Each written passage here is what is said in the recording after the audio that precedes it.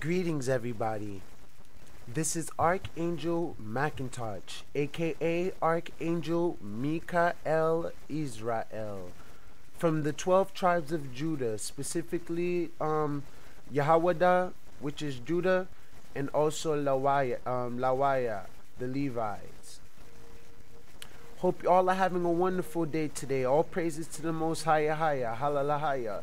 All praises to the Most High Spirit, the purest white light, the honorable pure white light, the righteous pure white light that I am, that we are, that you are, that we all come from and head back to home. In today's video, we're going to be learning a couple of things about healing. This is going to be very important. It's going to be hands-on as well. You're going to want to definitely take note on this. This is going to be very serious. We're going to learn about how to heal people with our palm. Areas where people may have diseases that need the energy restored there and with positive energy, or sometimes people need some cleansing, taking out a negative energy out of them and making it dissipate. We're also going to be learning a couple of things about our own self through this experience as well, because we can heal ourselves with our palm. Our hands and our body is very conductive, especially because this whole life is made from energy, which is spirit. Therefore, even your nerves and your electric nervous system run on electricity. That's why they call it an electric nervous system. Therefore, you have certain meridians in your body, almost like ley lines on earth, that have energy points in your palm, your third eye, the sole of your feet, your heart, your genitals, your throat, your crown, your brain, and a couple other places are power points. But today we're going to be learning how to do it with our palms. I hope you guys learn a lot from this. And by the way, my disclaimer, this is not my paperwork. This is not my information. I'm getting it off of a website. I actually used to have the book, but I can't find the book right now. But this is the person who made it. Let me look for their name. Stephen H. Barrett. And you can go to our website right here if you want to look for the information. And what makes, what I'm doing here today for entertainment purposes and educational purposes only is pretty much gonna have a lot of commentary alongside with it. So it's not gonna be just you reading this. I'm actually gonna teach you what they're saying as well, and actually give you video of it, so you can see it for yourself, how to do it yourself. Because I had already read this a couple of times, and this is a wonderful book. I love this book, and it's highly inspiring. So I would suggest to actually buy the real book if she has a hard copy by looking for Stephen H. Barrett. Thank you very much, Stephen. So this for educational entertainment purposes only. I'm not selling this, but if you would like to donate to me for my time and service, you can. Other than that, the information's for free. That's why I'm sharing it for free. And that's pretty much my legal disclaimer in this fictitious world of bullshit. So alright, let's go ahead and begin. Get your pen and pads ready. Father in heaven, hallowed be your name. Hallelujah. Your kingdom came on earth as it is in heaven. We receive today our daily bread, and you have forgiven us of our debts, our sins, our wrongdoings, and our trespasses. And we also forgive those who sin against us, those who are indebted to us, and those who trespass us in our private space and energetic field. Lead us into salvation and deliver us unto the light. Amen. Alright, let's go ahead and continue. Chios Energy Healing Level 1. Healing Level 1. Welcome to Chios Energy Healing. And by the way, Chi also means energy. Chi means energy. And it can also mean prana. because chi and prana is all the same thing. Although prana is breath and chi is the energy that you emit from your being. We emit and pulse energy.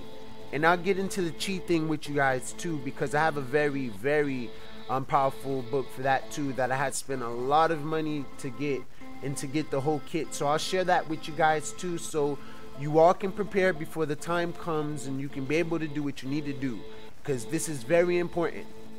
So this is my contribution to the whole by sharing it with you, and this is this woman's contribution to the whole by making it in the first place for us in such a wonderful way. So chi mean energy. Welcome to Chios energy healing. Chios level 1, and this pretty much just chakra healing, energy healing, or chakra healing.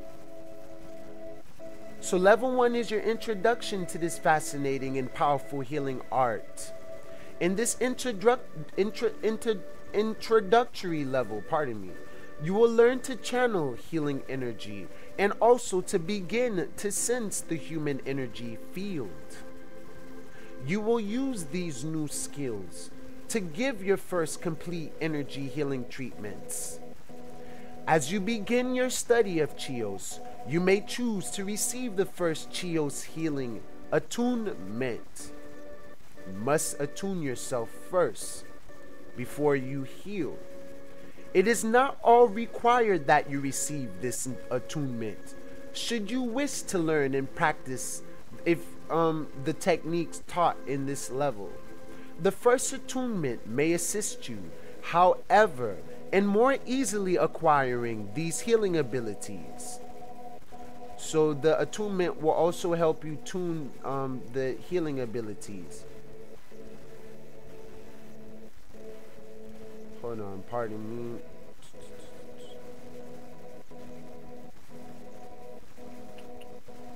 Pardon me, guys. I'm over here looking for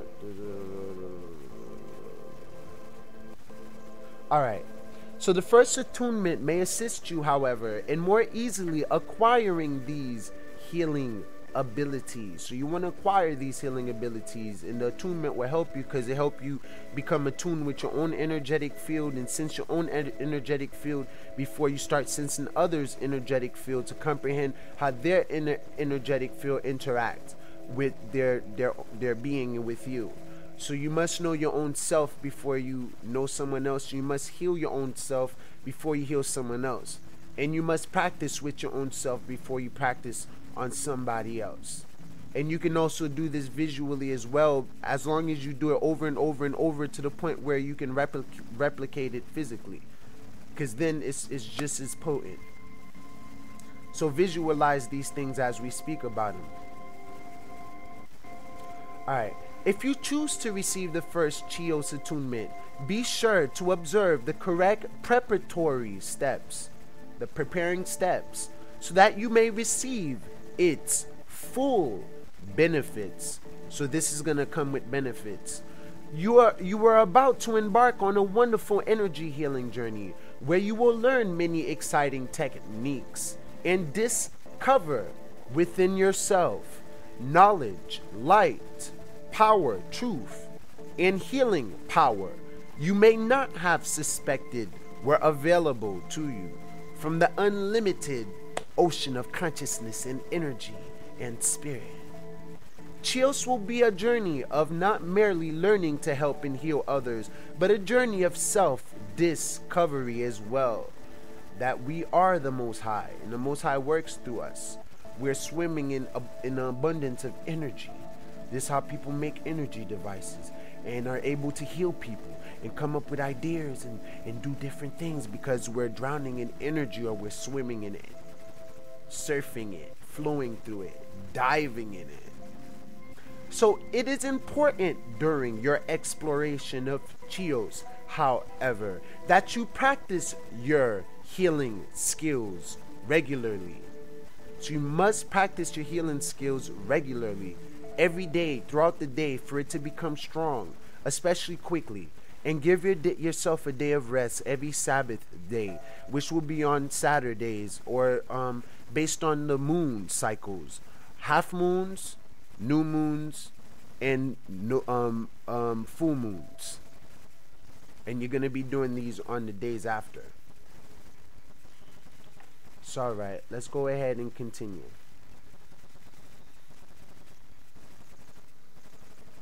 So practice is essential to bringing out your healing ability, and practice is essential to proper learning.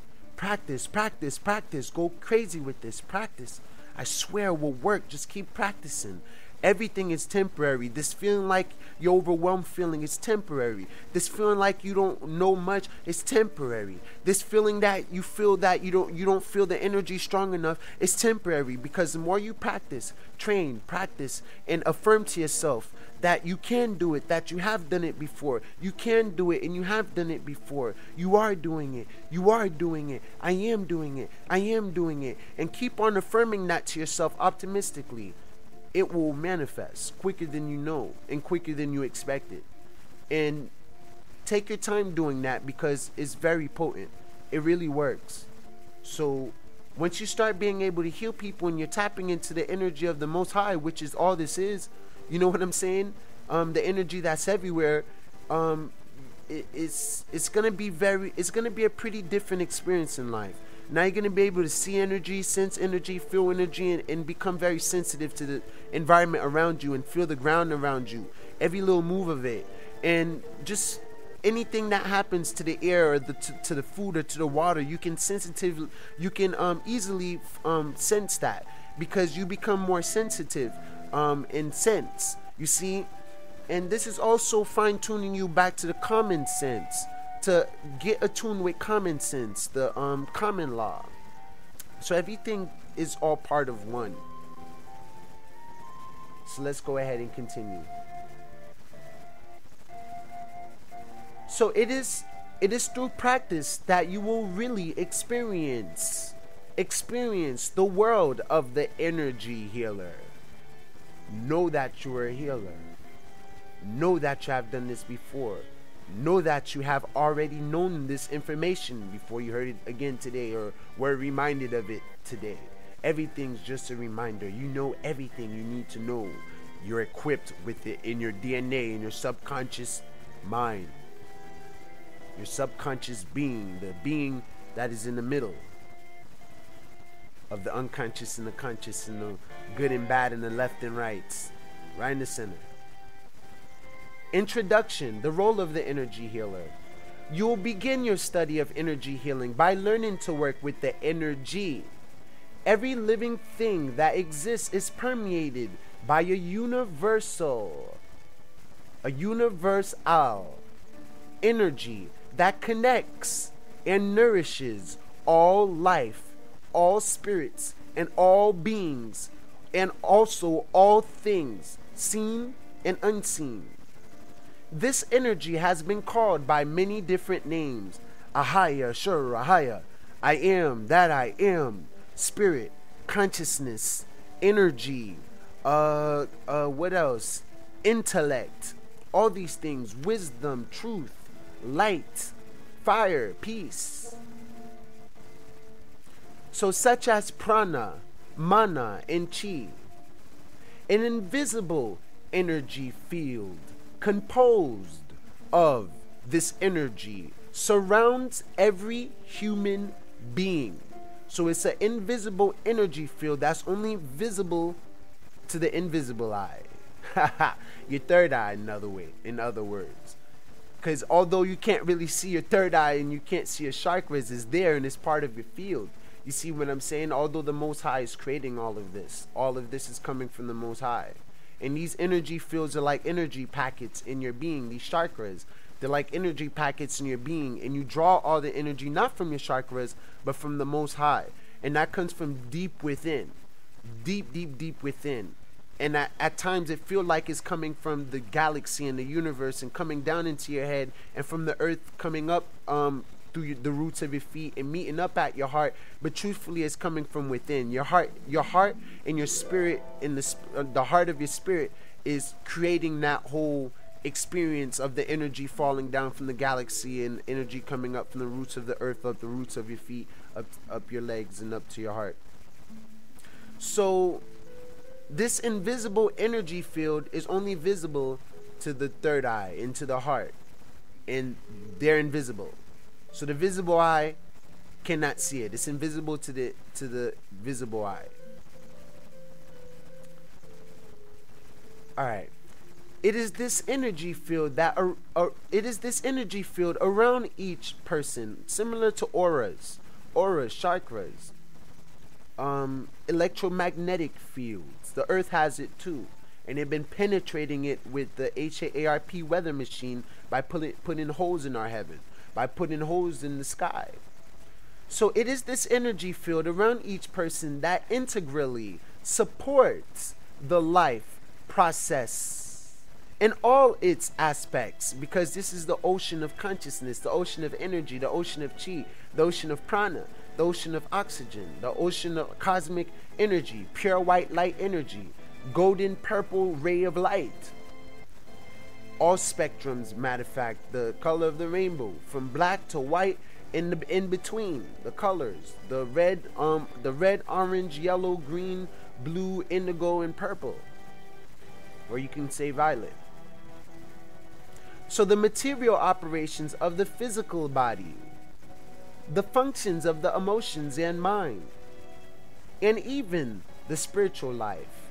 So it is this energy field around each person that integrally supports the life process in all its aspects. In other words, the material operations of the physical body, even eating your food, digesting your food, blinking, heart pumping, all that is based on energy. The functions of the emotions, energy and motions, like I'm doing right now with all my passion, emotion, and mind, which is my mind. And we're using our mind right now to remember this stuff as well as the emotion. So there's energy. And even the spiritual life. So the physical world is an energetic manifestation of a thought, an emotion. So the physical world is spiritual. There is no such thing as not spiritual, is the point. You see what I'm saying? Even believing that you're just material is a spiritual experience, because you're not, and you're fully indulged in the spiritual life by believing that the material exists. You see what I'm saying? That is living a spiritual life. But once you start living a spiritual life, you're kind of beyond that word as well, because it's about both. You see? The spiritual creates the physical.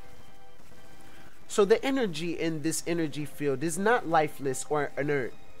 It is active and intelligent. So it's not lifeless. It's not depth energy. It's not dark energy. It's not black energy. And it's not out of birth. It's not out of stop. It's not anchored down. It's constantly flowing, constantly moving. Can't be stopped. Can't be blocked. Can't be contained. Just constantly going in and out of form, in and out of place and direction. In time memorial, where there's no time as well, you know. And there's no space, because it's just everywhere, and we're drowning in it as I'm speaking, like the oxygen, cosmic energy. It is active and intelligent. It is conscious and aware of itself. It is a conscious energy, a manifestation of the universal consciousness. That is the source of each of us in the entire universe. The energy, like everything in the universe, emanates from the field of pure consciousness, energy, spirit, ahaya, sure, ahaya, I am that I am, the spiritual source of life. This field of pure consciousness has inherent within it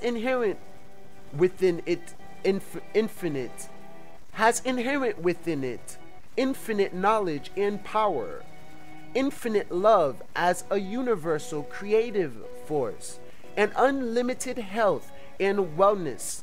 So this energy source heals you, it sustains you, it feeds you, clothes you, guides you, it supplies you, it gives you everything you need. And it works through your emotion, through your mind, through your beingness, through what you believe, your optimism. Even when you're not being optimistic, it still works. You're creating the opposite of that. So it's constantly manifesting your life and redirecting your life based on what you feed it. So when you feed the subconscious mind something, it starts to spit what you feed it back out. You see, so when you believe that you are a healer, and you know that you're a healer, and you're optimistic and you believe in yourself, then you spit that back out, which means that's what happens. You manifest it. It becomes reality. Whatever it may be that you are spewing from your beingness. Even from your palms when you heal. So listen to this many times to fully soak this in, because these are the suggestions that you need to actually unlock your being. This is it.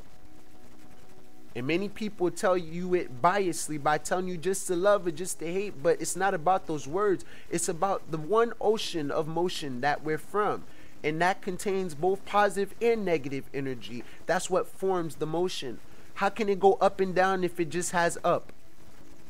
And how can it go up and down if it just has down? Life has to come with up and downs in order to move in like a wave.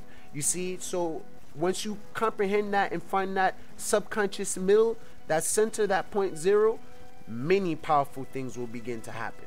I call it entering the inner stillness, entering the inner silence, entering the inner void, and just being there for a while before you start doing anything, before you start thinking any thought, before you do anything. Dwell there for a little, and then act. Alright, moving on. The energy, like everything in the universe, emanates from the field of pure consciousness, the spiritual source of life. This field of pure consciousness has inherent within it infinite knowledge and power, infinite love as a universal creative force, and unlimited health and wellness. It also contains the higher self, or true self, the almighty I am that I am, Ahaya Shura Ahaya, your patient and everyone. We each possess consciousness.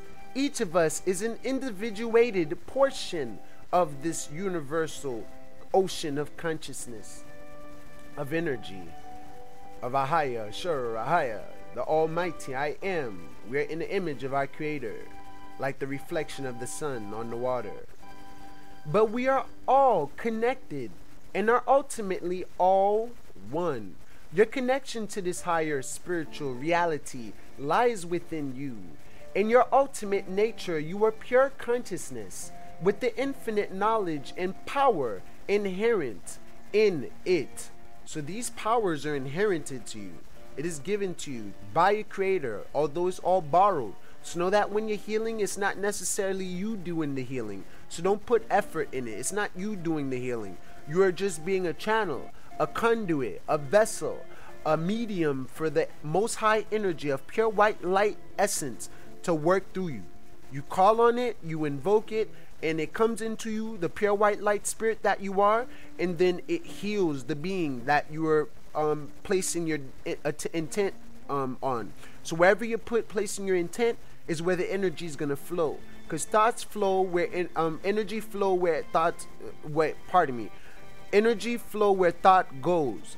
So thought goes where energy flows where thought goes. So wherever you're focusing at is where the energy is going to be directed. That's all you need to do is direct, focus, put all your intent and all your focus and penetration to that one section effortlessly, and let the Most High Spirit enter you and use you as a conduit, and use His spiritual hand and the spiritual body of pure white light to enter them and heal them in the name of Christ Yeshua, the pure white light. So let's go ahead and continue. Let me see.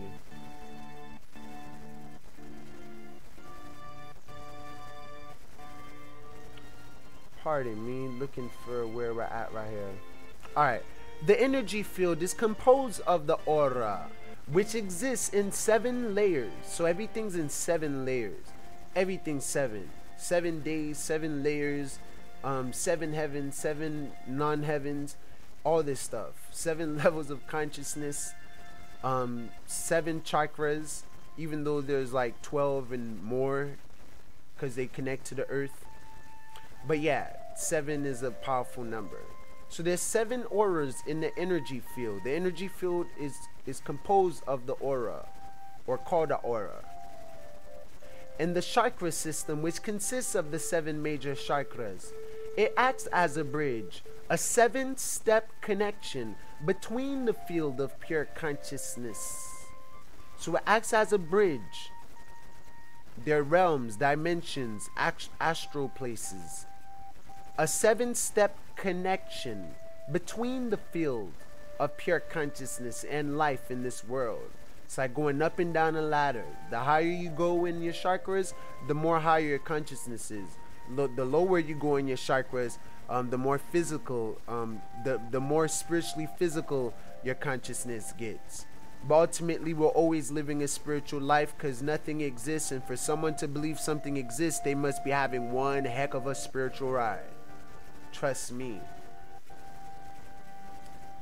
So let's go ahead and continue.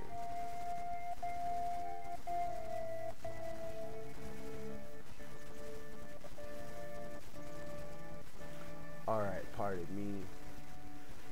So from the highest spiritual level down to the levels of mind, emotions, and body, the energy field brings into worldly life at each of these levels the powers and potentialities inherent in our spiritual source.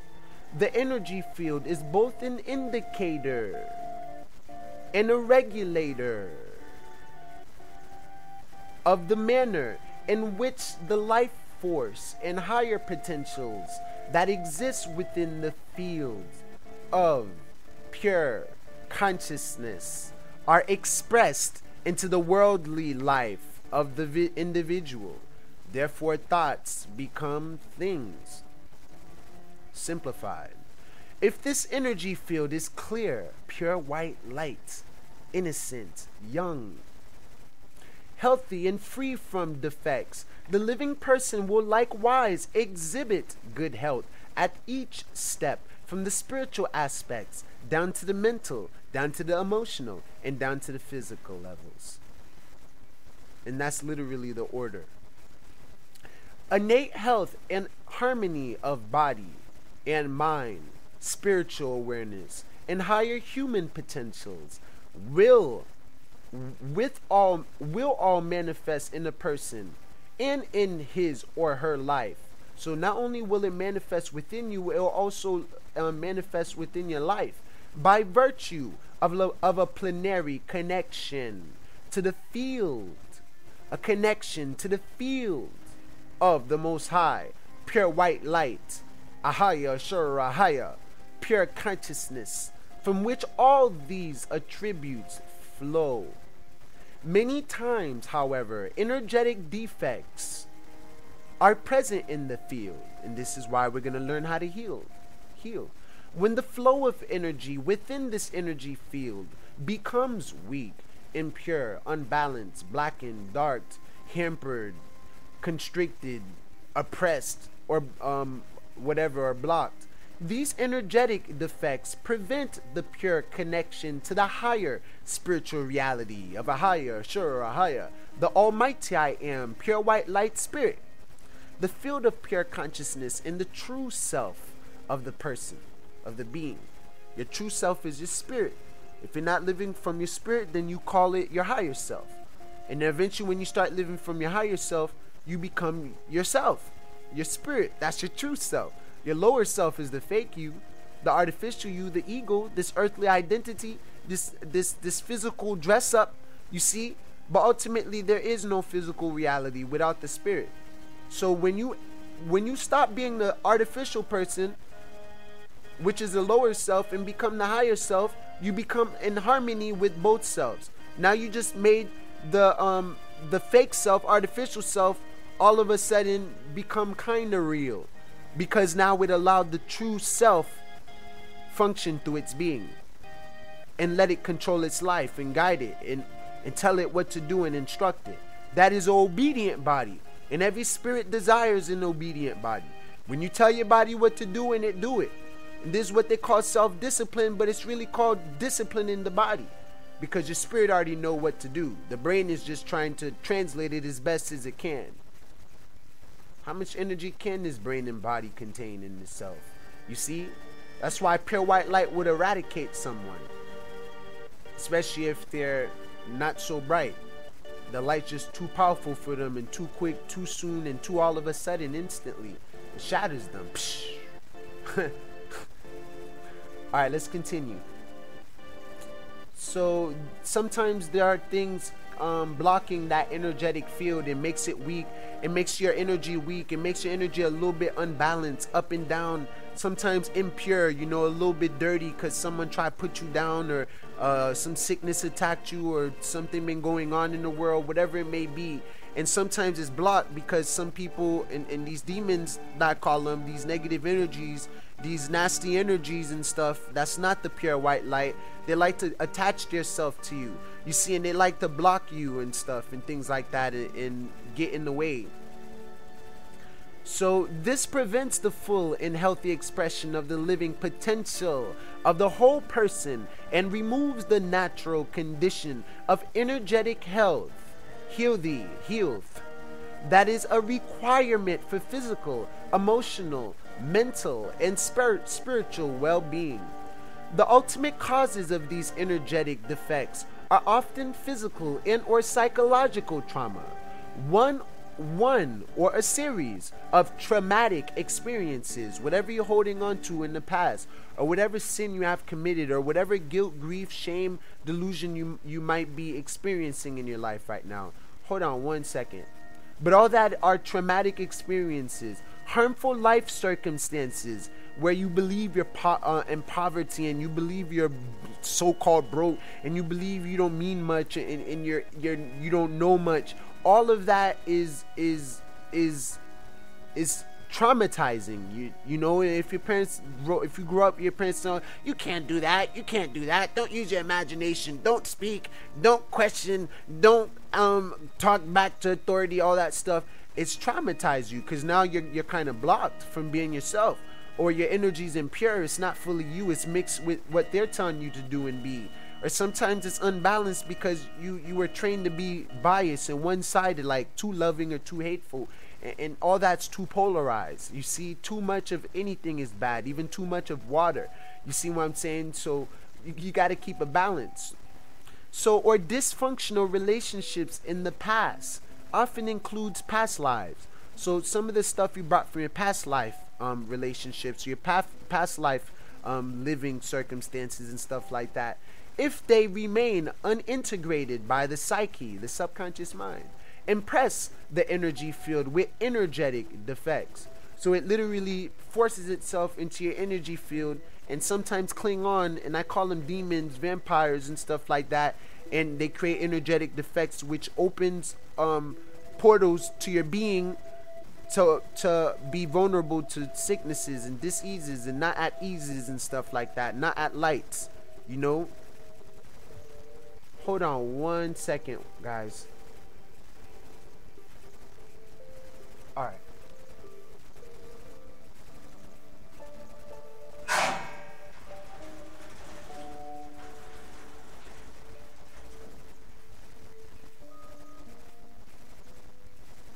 Hallelujah, hallelujah, hallelujah. All praises to the Most High, the Almighty I Am Self. I am Spirit. Alright, let's continue.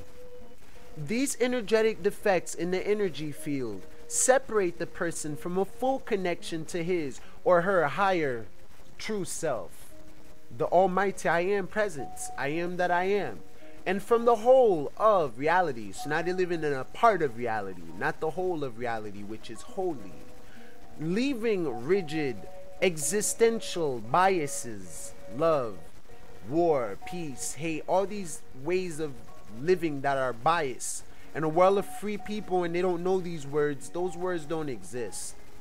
They're made up by man. They're all earthly, including core issues in the personality.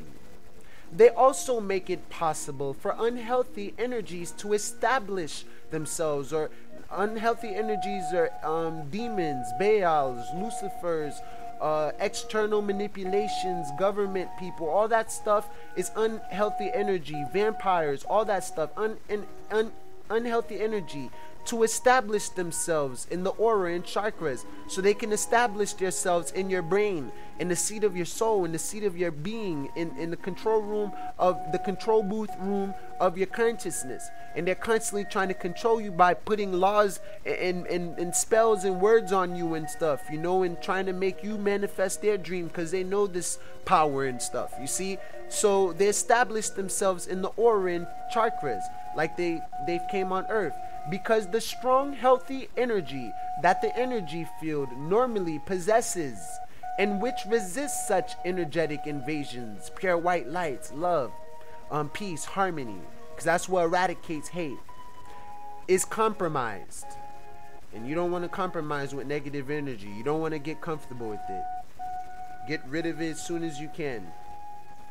And so these three effects: personality trauma, including repressed memories, fundamental energetic defects or demons, whatever you want to call them, or possessions, and the aura and chakra system, including but not limited to those corresponding to non-positive thoughts and emotions, which they call negative thoughts and emotions, and invasion by unhealthy, impure energies, either self-generated or imposed by others.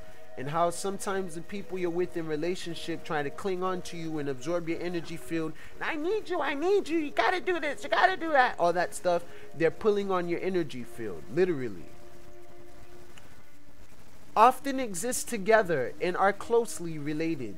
So they usually come all together, all these three traumas. They produce unhealthy energetic conditions in the energy field and rigid and unhealthy patterns of emotions, mind, and spirit that occlude the full and healthy expression of the true self of the person, the spirit, and that will eventually lead to problems in the worldly life. Dis-eases or afflictions of a physical, emotional, or mental nature often eventually become manifest in those type of energetic defects.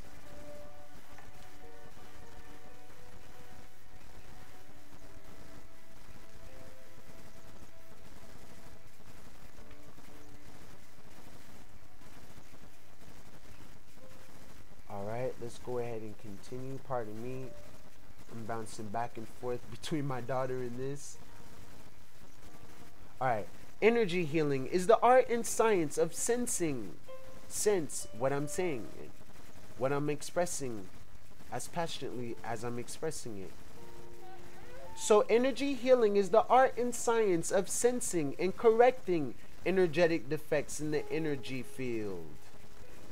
As an energy healer, you will seek to restore the condition of your patient's energy field to its strong, natural, and healthy state, heal these state, and correct any defects that are present, thereby helping to restore and maintain health to your patient's body.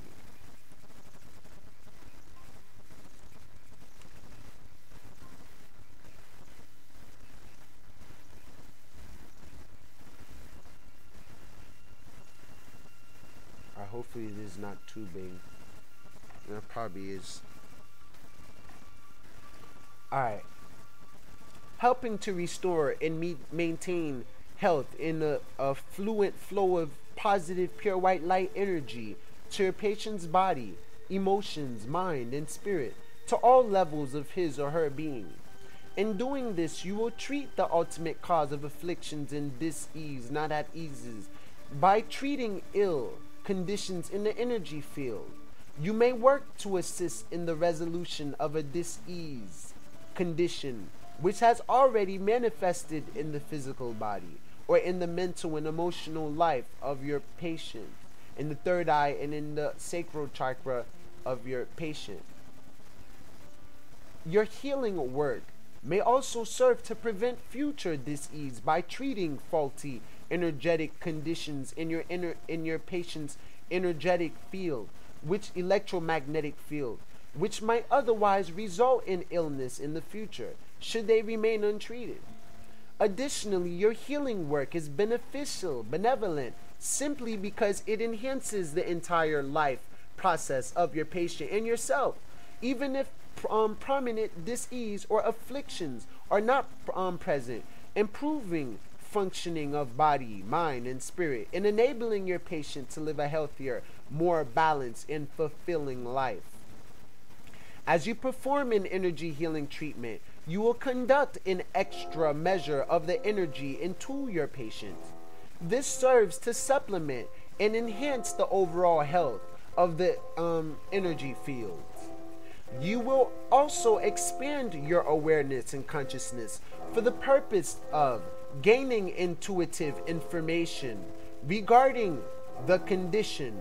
Intuitive means energetic feeling, energetic vision, psychic, intuitive, where you just surrender to the energy of the Most High, and it gives you intuitive feelings and information regarding the condition of the energy field of your patient, to sense and detect energetic defects of various kinds, and perhaps even their causes. Because to every effect there is a cause, and to every cause there is effect. Remember this. These are universal laws. This healing knowledge is not the product of your thinking mind, but comes through you from the unlimited knowledge contained in the field of the pure consciousness that you must surrender to. Surrender to the will of the pure raw consciousness, and simply witness the healing happen right before your eyes. You will then heal the energetic defects that are present by using various special energy healing techniques. You do not generate the healing power that makes the healing techniques work, but your proper use of the techniques will enable you to be a channel for the healing power that comes from the field of pure consciousness, pure white light. I am that I am. Ahaya, sure, ahaya. Ahaya, sure, ahaya. Ahaya, sure, ahaya. And angels are just energetic manifestations of your imagination, of consciousness. Therefore, they exist if you believe they exist, and they protect you if you believe they protect you. This is how the Creator works too. And everyone is this information and this energy is accessible to everybody, and it's already within. So you just have to surrender to it by giving up your physical life for the spiritual. And that means by putting the spirit before matter, because only spirit matters, and spirit creates matter. Matter is spirit, or it don't have the spirit to gather in matter. By healing the energetic defects in your patient's energy field, you offer your patient the opportunity to reconnect to his or her higher self or true self in the unlimited health and wellness contained in the field of pure raw consciousness. Ahaya, sure, ahaya. Reintegration of the personality. Reintegrate your personality. Assemble yourself. Remember. A new vision of self beyond non-positive and inspiring and optimistic and courageous thoughts, emotions, and non-self-expansive beliefs, which they call self-limiting beliefs. Non-self-expansive beliefs, and a healing of the energetic defects in the energetic spirit, in the energetic field, in the soul of the being are the potential benefits. You do not actually accomplish this healing, which is actually performed by pure consciousness, or because this healing is actually performed by pure raw consciousness, pure white light, and the higher true self of your patient. So you're connecting with their higher self. You see what I'm saying? To help their higher self heal them. So therefore, you're helping them heal their self. But you will be a catalyst and a pure channel for the knowledge and power that enables healing to take place. This is the role of the energy healer. So the energy healer ain't really the healer. They're just being used. They're a channel. They're a vessel for it. So you got to surrender to the pure white light and let it use you for its highest will. Instrumental in your healing work, therefore, will be this ability to act as a pure channel or instrument for the knowledge and power inherent in pure white light consciousness to play through. Like you're the instrument that the Most High is playing this tune through. And whatever's on the other side of that trumpet or that flute or that instrument is receiving the healing, the vibration of the Most High. You already have within yourself this ability. You are able to do this. Activate this sense of knowing, this sense of knowing, this sense of feeling, the sense of trusting and having faith. Faith heals. You need only discover and make use of it. This website will teach you the healing techniques you will use in a way that makes you a pure channel for this healing knowledge and healing power. You will employ every technique not from any specific state of mind, but from a wider awareness, from not being conscious, from being unconscious, matter of fact, or subconscious. You got to know how to be unconscious to do this. But focus on the intent, or where, just place your hand where you want to heal and just black out. You will employ, you will employ every technique not from any specific state of mind, but from a wider awareness, from your whole beingness, from your holy self, from your complete self, from your yin and yang self, your all-encompassing self, the self that don't know good and bad, black and white, and no labels, because these are judgments, the whole being. This is called openness. You got to be open. As afflictions of body, mind, and spirit begin in the wider realm of consciousness, the whole being, so do you heal from that level. So as afflictions of the physical and the mind and spirit begin in the wider realm of your energetic field, your energetic consciousness, your conscious energy, your whole being, in other words, so do you heal from that same level of consciousness, but on a higher sense. In this wider realm of awareness, in the state of pure consciousness, you seek to become a pure channel, vessel, conduit, catalyst, for there is also a unity. You, your patient, the Most High Spirit, in the Most High Spirit, the holy consciousness.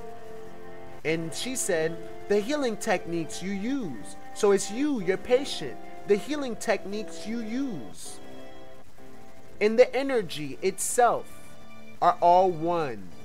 This approach to heal from your whole being in a spirit of openness and with the sense of unity and oneness is the key to powerful, effective practice of every technique you will learn in this book. It is the key to being a true energy healer.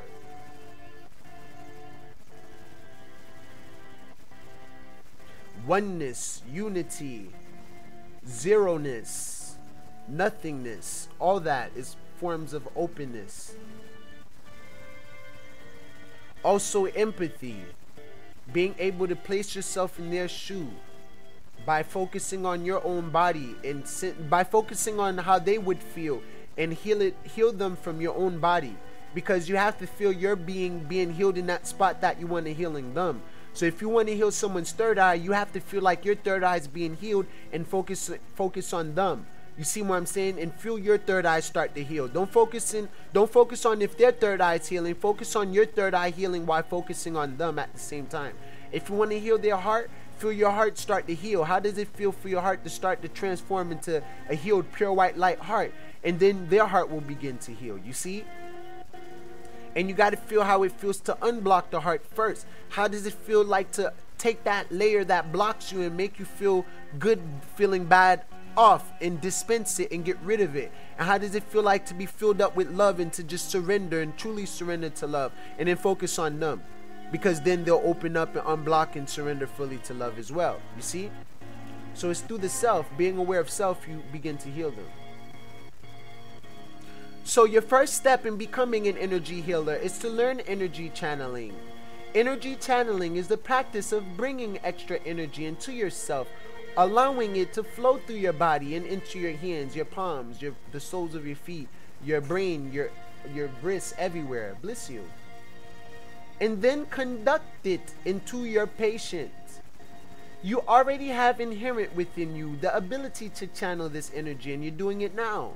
It is a natural human ability, and you're doing it now. You need only open yourself to the energy and become aware to it to do so. As you begin your practice of channeling energy into your patient's energy, and sometimes you don't need to channel energy into your patient, you need to just activate or awaken their own energy and help their energy and high self heal them. So yes, it's almost like you are giving them a jump, like jumper cables, battery to battery, car to car. That's all you're doing, but technically you're helping the battery get enough juice so it can run on its own juice. You see what I'm saying? So you got to give them enough energy for them to be able to lift their own self back up, and give them knowledge, which is light, on how to heal their self and prevent it so they can forever be healed. So you got to know a couple of things to be a pure healer and stuff like that. Know the foods to eat, the times to do what, and things like that. And energy healing, all in one. And also being able to build empathy and an intuitive sense of feeling your patients and people you come by simply surrendering to the field that is. You'll sense them with no judgment needed or any extra observance needed. You'll notice it, just witnessing it from that stillness void, that quietness within. That's 000 point. All right, so let's go ahead and continue.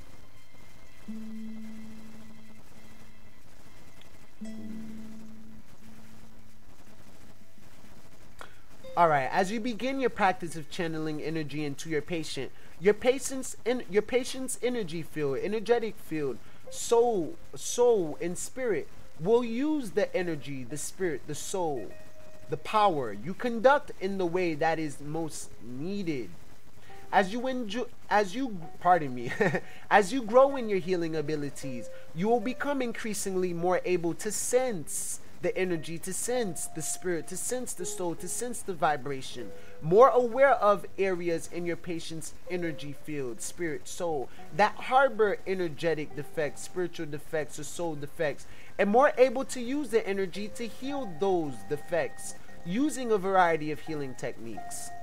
As your awareness and abilities increase, as your consciousness and awareness of being aware, your consciousness of being a conscious abilities increase, you will become a progressively more conscious participant, witness, conduit in the healing taking place between the Most High and the patient.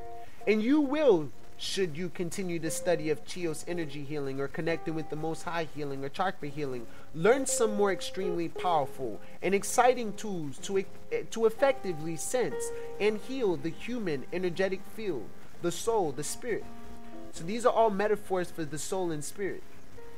Let's go ahead and continue. There are 3 parts to this, so we're going to have a couple of videos on this.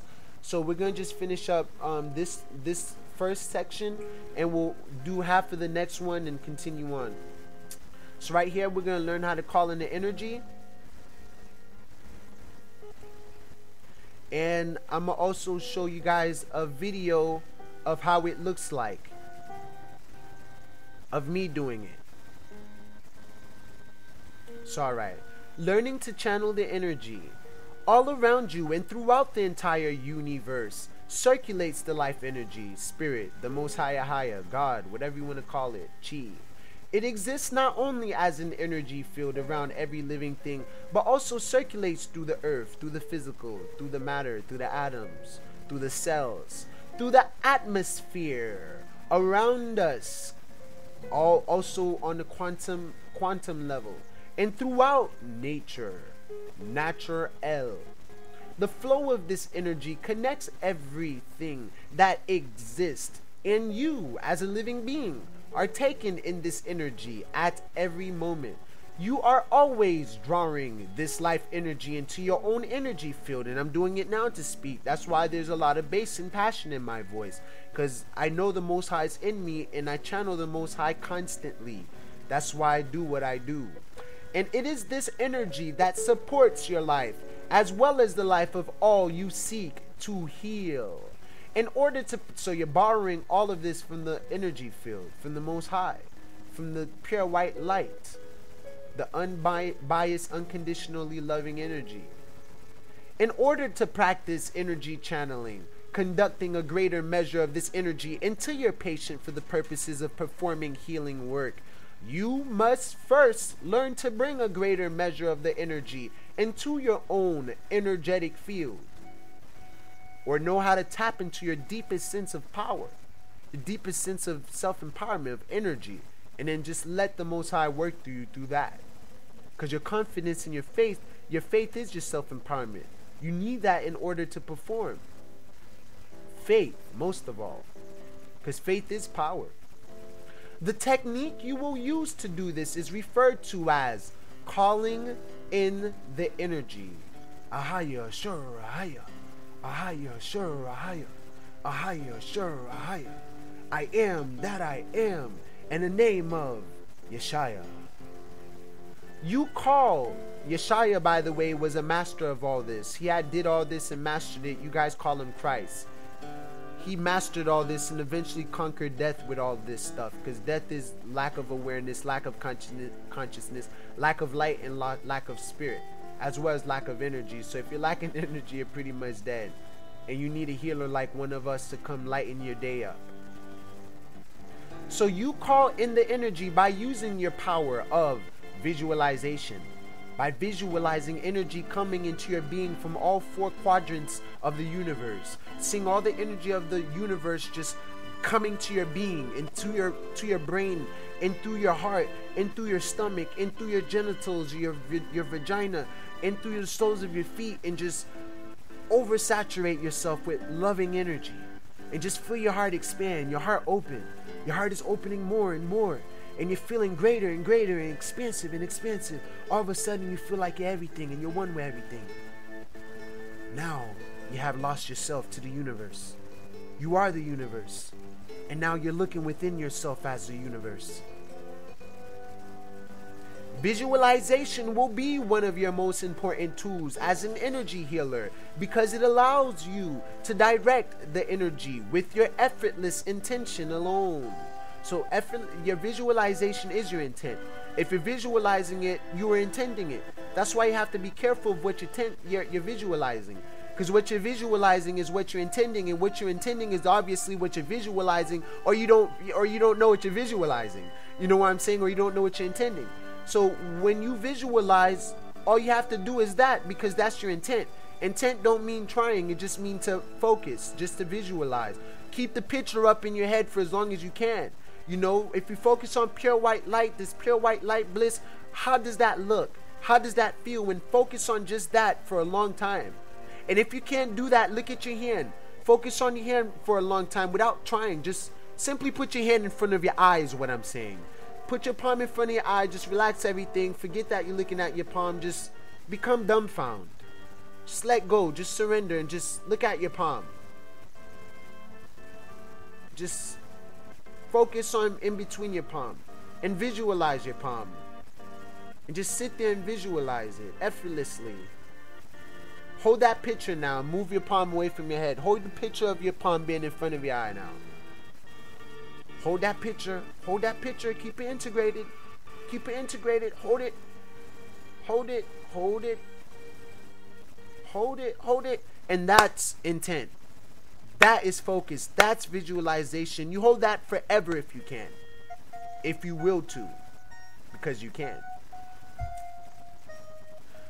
So to call in the energy using visualization and feeling, you have to feel also. It's like emotional visualization. Like you're getting all emotional about the vision. Like, oh my God, it's pure white light. Oh my God, I just feel like bowing down instantly for some reason, because this pure white light exists, and wow. Oh my gosh, I'm feeling so much love. Oh my gosh, I just want to go tell everyone right now. Oh my gosh, oh my gosh, oh my gosh. Hallelujah, hallelujah. All praises to the Most High, the I Am presence. Wow, this pure white light's amazing.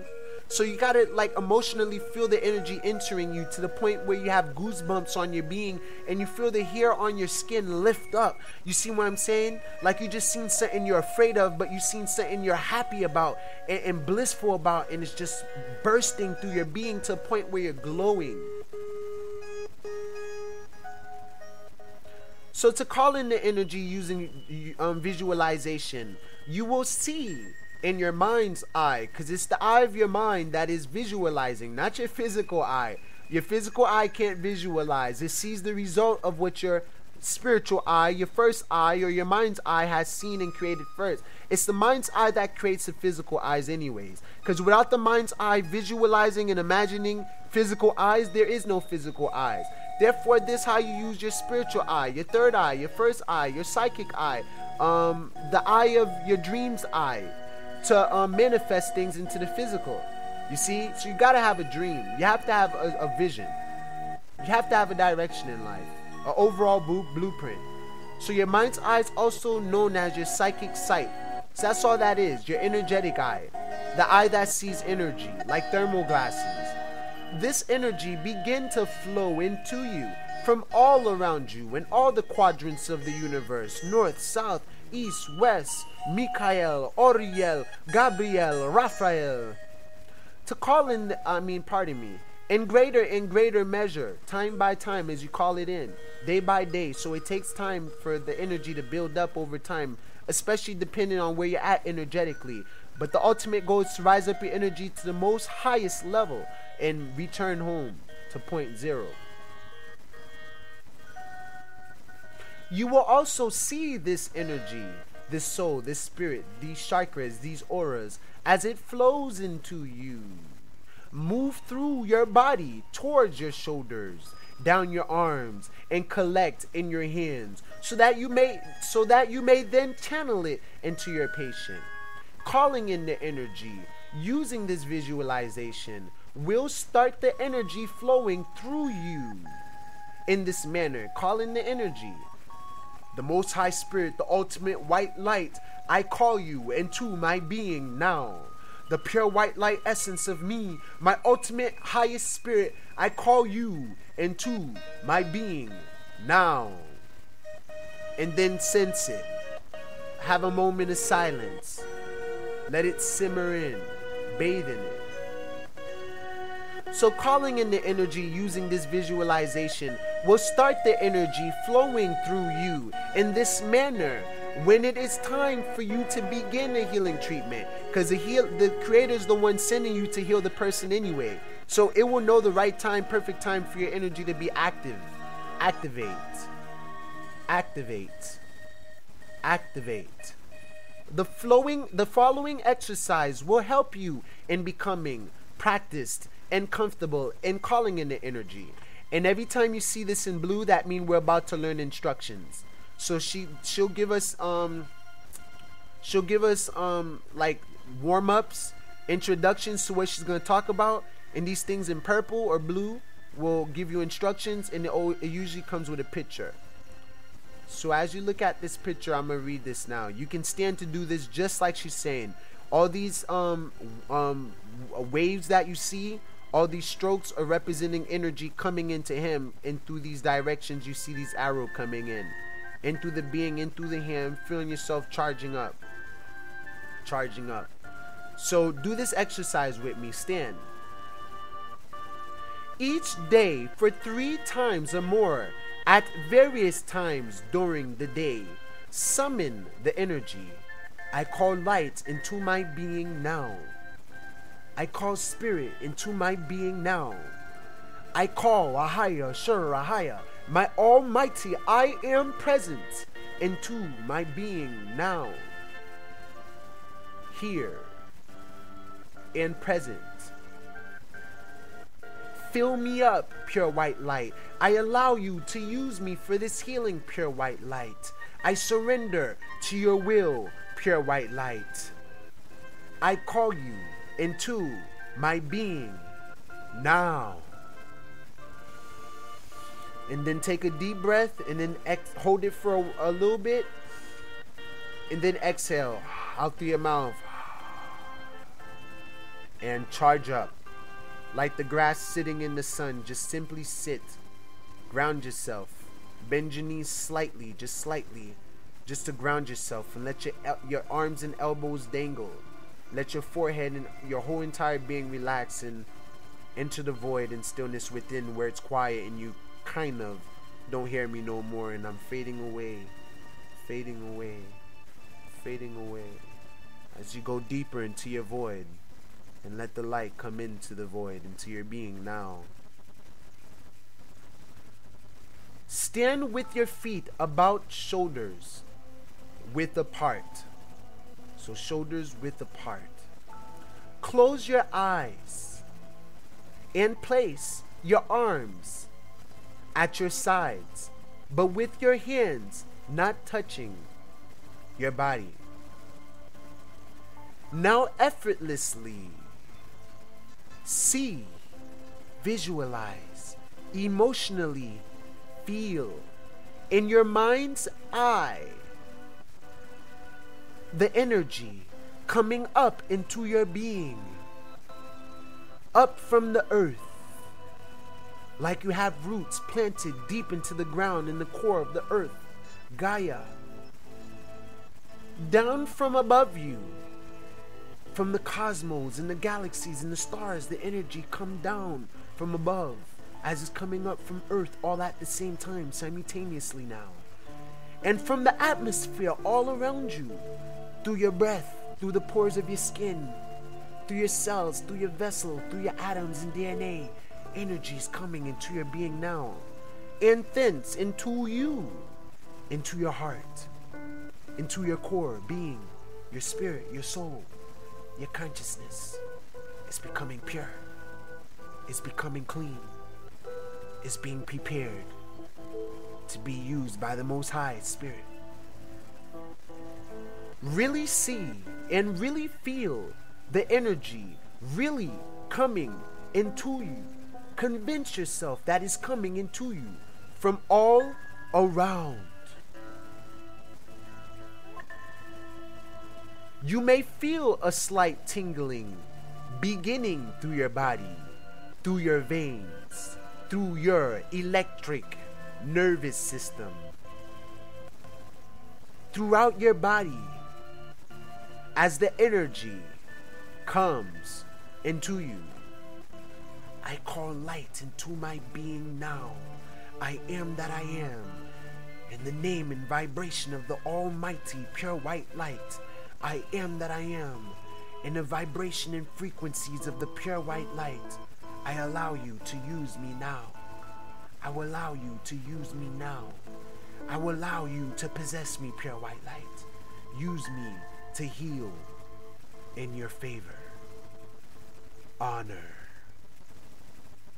Then see the energy moving through your shoulders, down your arms, and into your hands.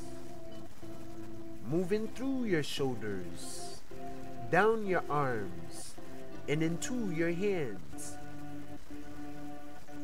As you hold your hands at your sides, really see and really feel this energy coming into you from all around, through your body, down your arms, and then filling up your hands like water filling a glove. You're being energetically charged. See the figure below if you need, the example below. You should feel a tingling sensation all across your skin and within your being, or even a sensation of heat, like heating up, as the energy flows to and collects in your hands. So all the energy is meeting at your palms and fingertips, and your nails, and your thumb, and your pinky, throughout your whole being, meeting at your palms, or wherever you're gonna heal from, because you can heal from your third eye and feet as well in the other places. But let's start off for beginners right now. This tingling you feel in your body and hands when you call in the energy is not just a physical sensation, but is similar to the sensation you experience when emotions flow through you. You can practice calling in the energy anywhere at various times throughout the day. You can say it out loud or you can say it within. Each time you practice this should only take a minute or two. You can practice doing it longer too, but a minute or two is all it takes when you're about to heal. After you have had a little practice calling in the energy and have begun to feel it in your hands, you can proceed to channel the energy into a live patient.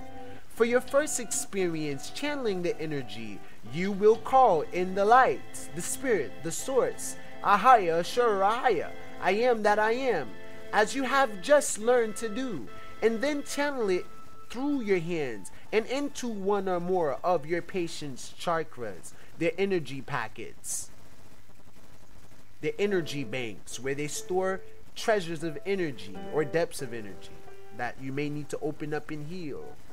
The chakras of the primary energy centers or energy junctions within the energy field, the primary points at which energy enters the body, prime meridians of the being, as well as the points within the energy field where important life supporting energetic operations take place.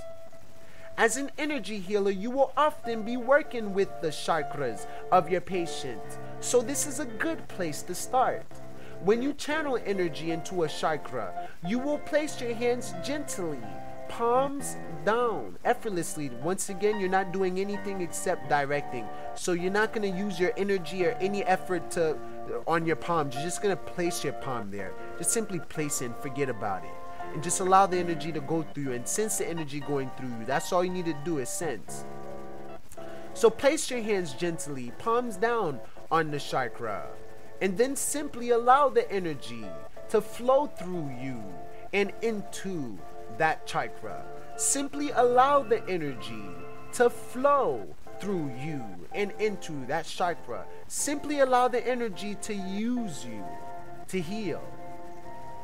You are a servant of the Most High Spirit, the pure white light, the almighty I am that I am.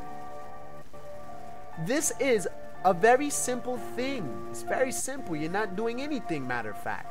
You're just becoming a clear vessel for the Most High to work through, to function through, like you are the glove for the Most High.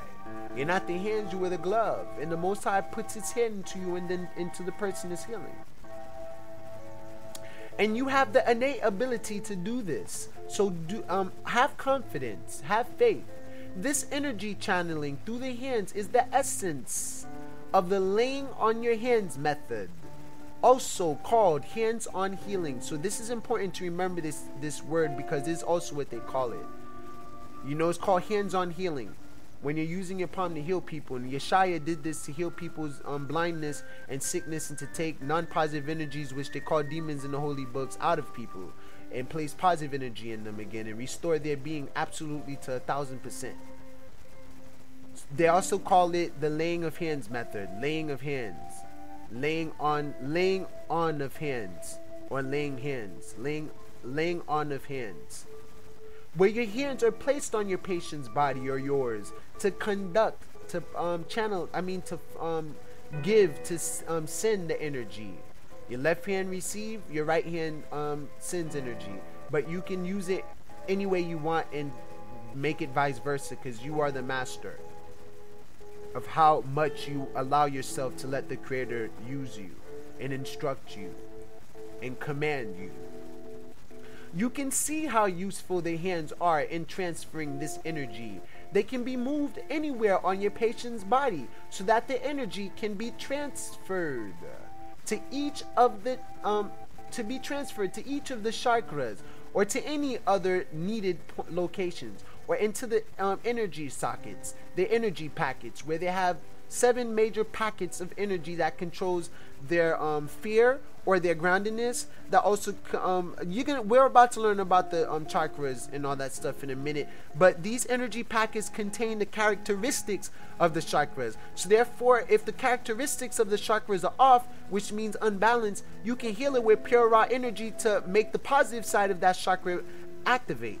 You see, and that will heal that whole area, and each chakra is connected to actual physical organ as well. You see, like heart chakra connects to the heart.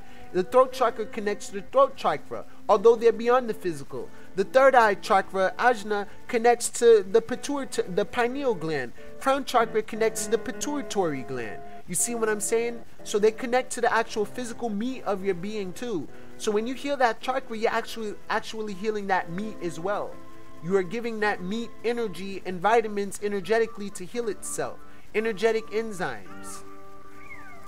Alright, let's go ahead and continue. So as you begin this process of channeling energy into your patient, it is best to follow these important guidelines. Remove all rings, watches, and jewelry from your hands before beginning a treatment, because they're conductive. You don't want to have anything conductive on, unless it's yeah, I wouldn't let anything conductive, I wouldn't put anything conductive on, or it can interfere. It is also a very good idea as a courtesy to wash your hands thoroughly. You know you're going to be dealing with people. Make sure your hands is clean before you touch me. Do not let doubt interfere, so only let faith and trust direct you. Trust, expect, and believe. Trust, expect, and believe. Trust, allow, surrender, and believe that the energy is flowing already, that you don't need to do anything. Do not worry, rest your heart. Do not overthink, just simply be and allow. The energy does exist and will flow if only you allow it. And that is the truth, because I sense it myself and I do it. Do not press too hard with your hands. Be gentle and relaxed. Be at ease. Be soft. You might think that it's better to press firmly when placing the hands on your patient's body, but this is not the case. Use zero pressure with the hands to maximize the energy flow, because the more tension you have, the more you block and constrict the energy. The less pressure you have, the more gentle and calm and relaxed and surrendering you are, the more energy can flow through you. It can do its thing through you fully. It can heal you. It can do what it needs to do. So we got to practice this feeling. Your hands should just barely be touching your patient's body. So it should barely be touching it. Pardon me. Be open to the energy flow. Energy channeling is not practice of the intellect. It is a practice of opening and releasing to the energy, surrendering, giving up to the energy, and allowing it to do what it needs to do through you. Just imagine the energy flowing through you and out of your hands, and you will feel a sense of openness to the energy. You will find, if you simply release yourself to its flow, that it comes easily. Do not try to force the energy, especially when you're trying to look at the energy and look at auras. Just simply put your eye directed towards there, but don't do anything, just surrender, give up. Become a loving, energetic zombie, like you just, like dumbfounded in a way. You're just there. You're not trying to be there, trying to be anywhere, trying to focus or anything. So do not try to force the energy, but just open yourself and see in your mind's eye the energy flowing through you. Effortless intention alone is sufficient to call in and conduct the energy. Now that you are ready to begin energy channeling, proceed as follows. Have your patient lie flat on your treatment table, arms at his or her sides. Now, call in the energy as you have learned to do in steps 1 to 3 of the calling in the energy exercise above, until you feel the energy tingling in your hands. Then place your right palm directly over your patient's heart chakra, between the breasts, and then place your left hand alongside your right and just above it on your patient's body. so that your hands gently overlap. Right hand directly over your patient's heart chakra.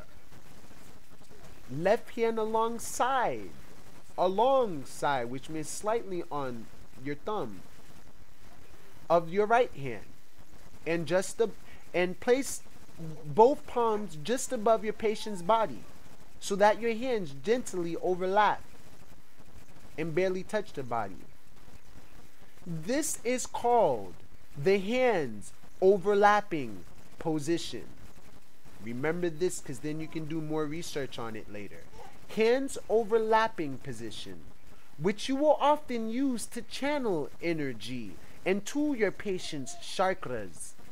If you are a male healer treating a woman, you may need to take special care and vary hand positions somewhat to show courtesy, but try to keep your right palm centered over the chakra. So there are many positions you can position a hand, but this is the most powerful, the most known, and this is like actually bringing the right and left hand into unity. So yeah, you might want to respect your patient's boundaries, especially when you're dealing with private areas and stuff like that. And ask permission and stuff like that before you do anything, because permission and consent is very important to this. Not only for you to do what you need to do, but for them to allow their belief and their consent to do its job. Hold on, give me 1 second.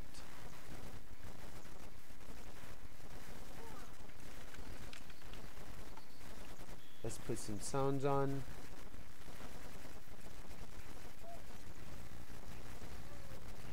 Hope you guys are learning a lot from this already. We're going to be stopping shortly so we can continue on in part 2.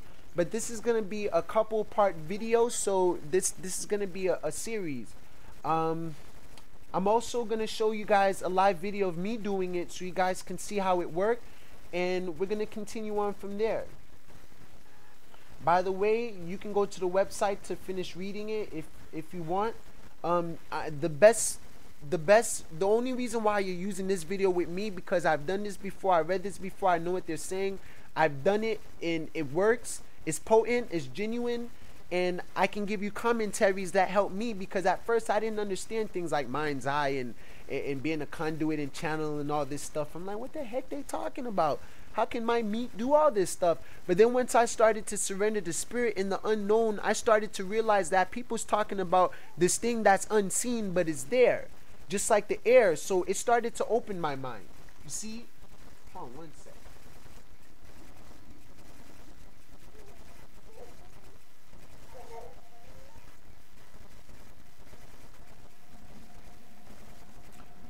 Alright, so that is called the hands overlapping position, which you will often use to channel energy into your patient's chakras. Alright, let's continue. Now simply allow the energy to flow through you and into your patient's heart chakra.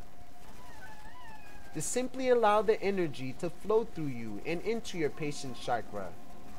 As you do this, try not to be self-conscious or wonder if you are doing it correctly. Don't worry, it will do itself. Relax, have faith, trust. The energy is intelligent.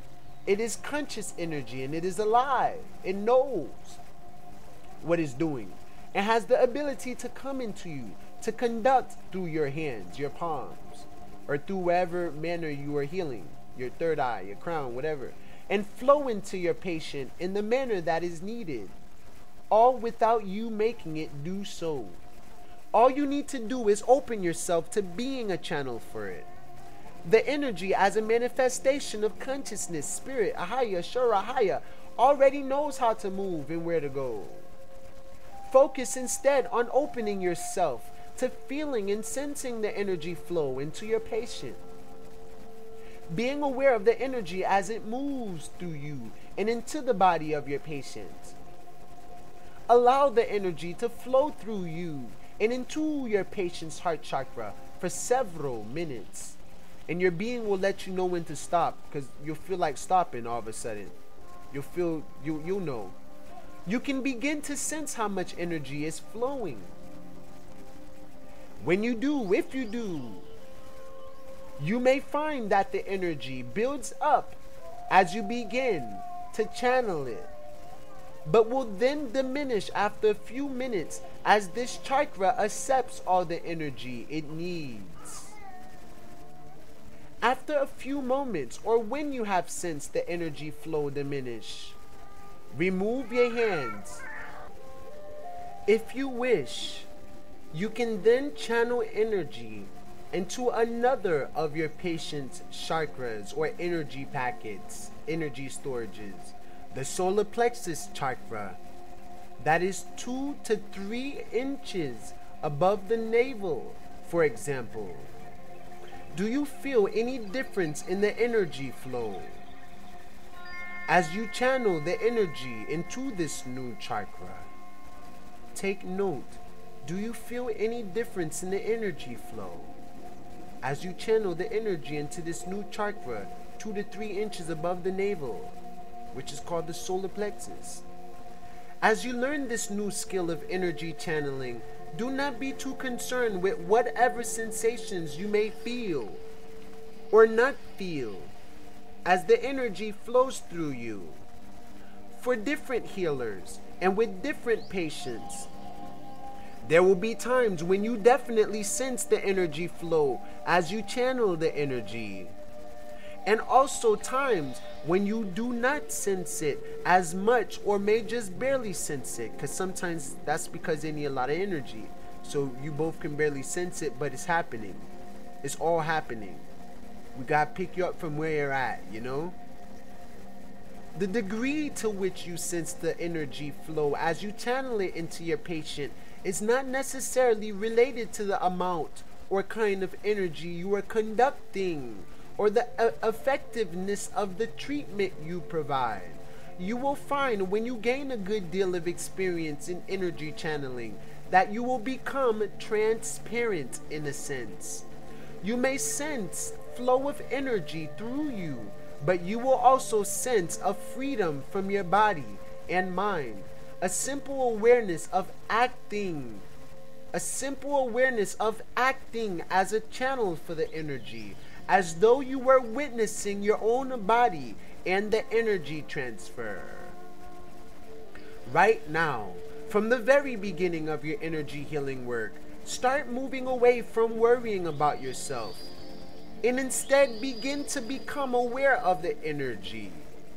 Become aware of the energy and the energy field of your patient. In energy healing, you must forget yourself and instead seek to become one with your patient and the energy as you work. As soon as you have had your first experiences calling in the energy and channeling it into one or a few of your patient's chakras, proceed to treatment outline. Your energy channeling skills are being developed by giving complete healing treatments. That section will guide you step by step, the treatment outline, as you learn the correct hand positions to channel energy into all of your patient's chakras. So remember this icon, the energy, the picture of it. And we'll go ahead and continue on to the next. Sensing the energy field. Okay, this is how you're going to begin sensing it. Sensing the energy field using the passing of hands technique. After learning to call in the energy, I call light to my being now and channel the light or channel it through your hands and into your patient. You can also learn to sense the pure white light energy, to feel the pure white light energy with your hands.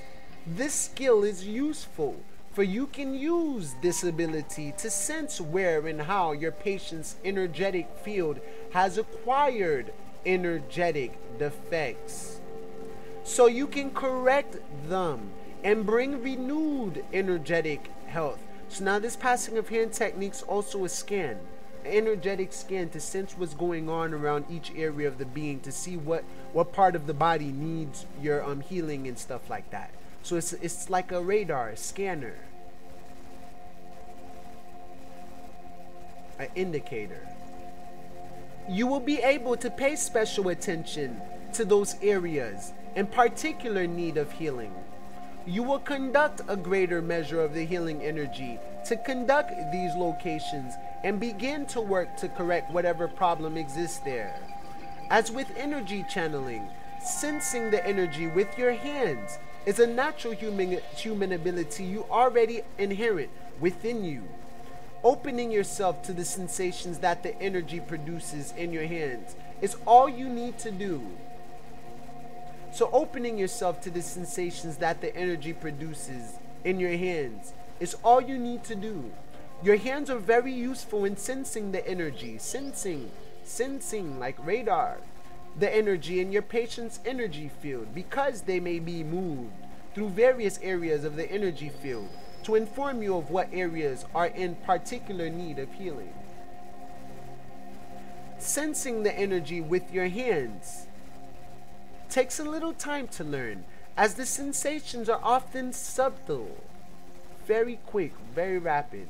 But the following fingertip sweep exercise will assist you in beginning to feel the sensation that the energy produces in your hands. Call in the energy as you have learned to do in steps 1 to 3 of the calling in the energy exercise on the channeling the energy page, until you feel the energy tingling in your hands. This tingling, which means you have brought extra energy into your hands, not only means your hands are ready to channel energy into your patient, but also means your hands have become more sensitive, so they are able to feel the energy. Place your hands out in front of you, somewhat less than a foot apart, with palms flat and facing each other, fingers together.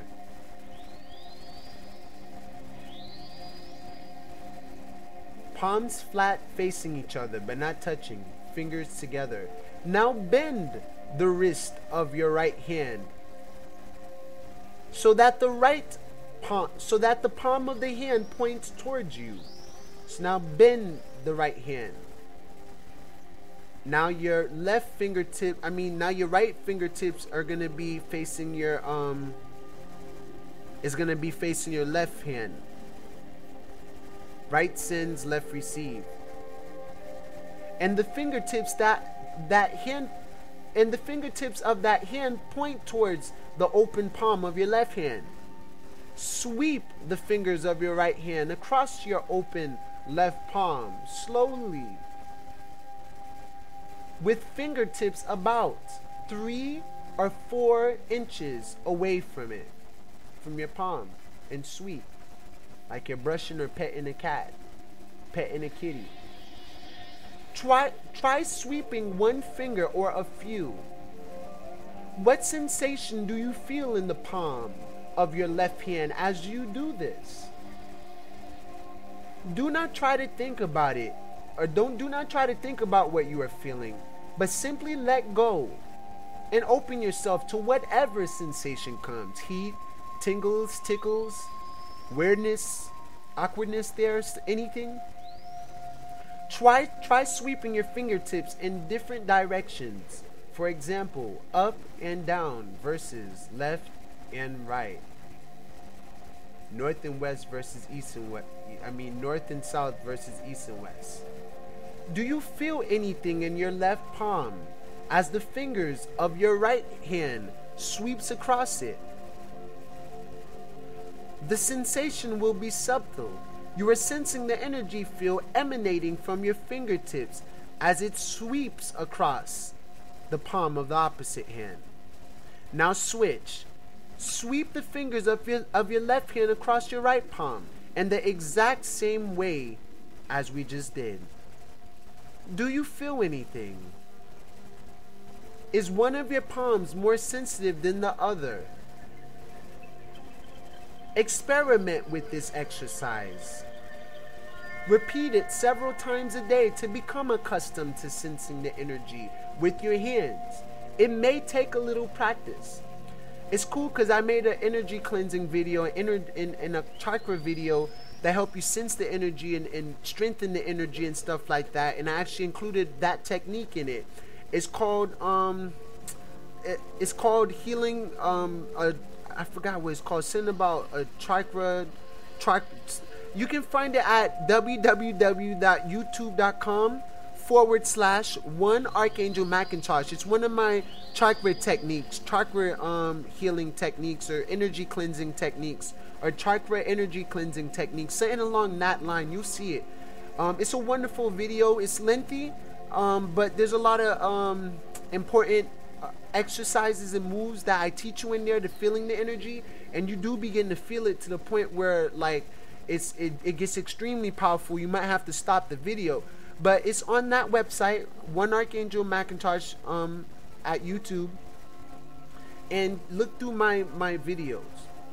So after you have begun to sense the energy emanating from your fingertips through practicing this exercise, it is time to try sensing the energy field of a live patient. So you begin on yourself, and then you do it on someone else. Do not do on someone else what you have not done on yourself. You will do this by using a technique called the passing of hands technique.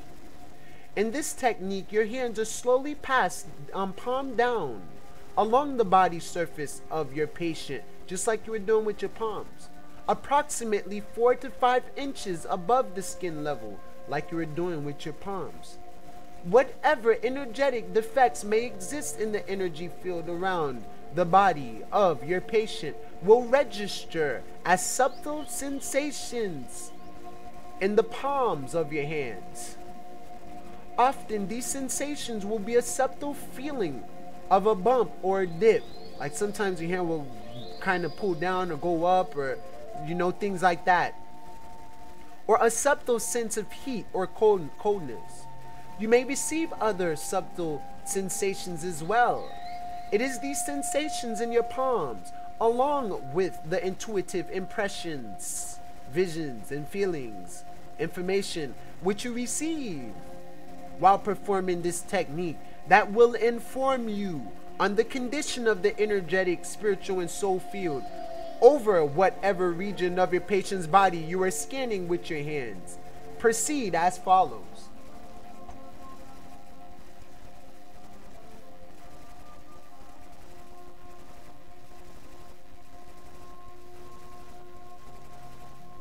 Have your patient lie down on your treatment table, arms at his or her sides.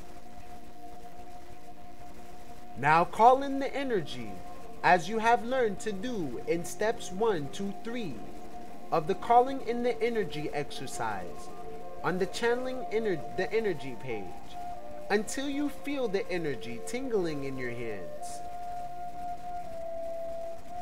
Once again, this tingling means your hands have been sensitized so they can feel the energy.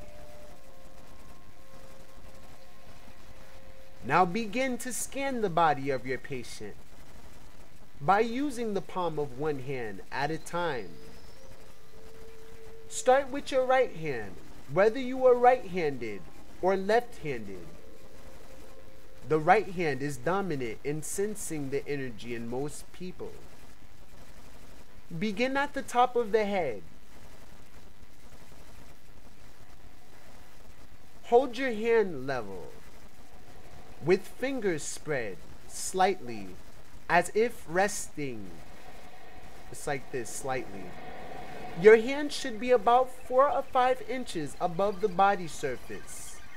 As you begin to go up and down slowly. As you scan, move from your open palm slowly. 2 to 3 inches per second is the ideal speed. Forget yourself while you do this, and instead open yourself to any sensation that may form in your hand as you do this. Just be open to any sensation which comes.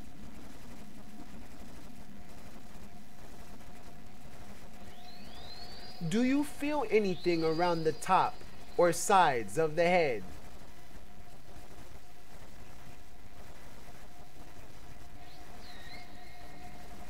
over the face or over the throat area? Can you feel any of the head chakras? Move downwards to the abdomen. Scan the entire abdomen slowly. Do you feel anything around the shoulders, down the arms, or over the center of the chest or belly? Can you feel any of the abdominal chakras? Remember not to move your hands too quickly. Move it slightly, slowly. Over what areas of your patient's body do you feel something the most? A subtle sensation in your hands. Continue scanning the entire front of the body in this way, including the hips, upper legs, and lower legs. Do you sense something in any of these lower areas? What intuitive impressions did you get as you passed your hands over the chakras or over other areas where you felt sensations in your palms? Make note of the areas where you felt sensation in your palms and the intuitive impressions, the visions, the feelings, and the thoughts that somehow came to you when you were there, that came to you as your hand moved over these areas. You can repeat these steps, scanning with your other hand. It is easiest to work with one hand at a time. After you have begun to sense the energy field with your right hand, try this technique with your left hand too. Is one hand more sensitive than the other? Do your hands feel the same things and confirm the same things over the same areas? Or are the feelings slightly different sensations? Bless you. Remember to use only one hand at a time, however.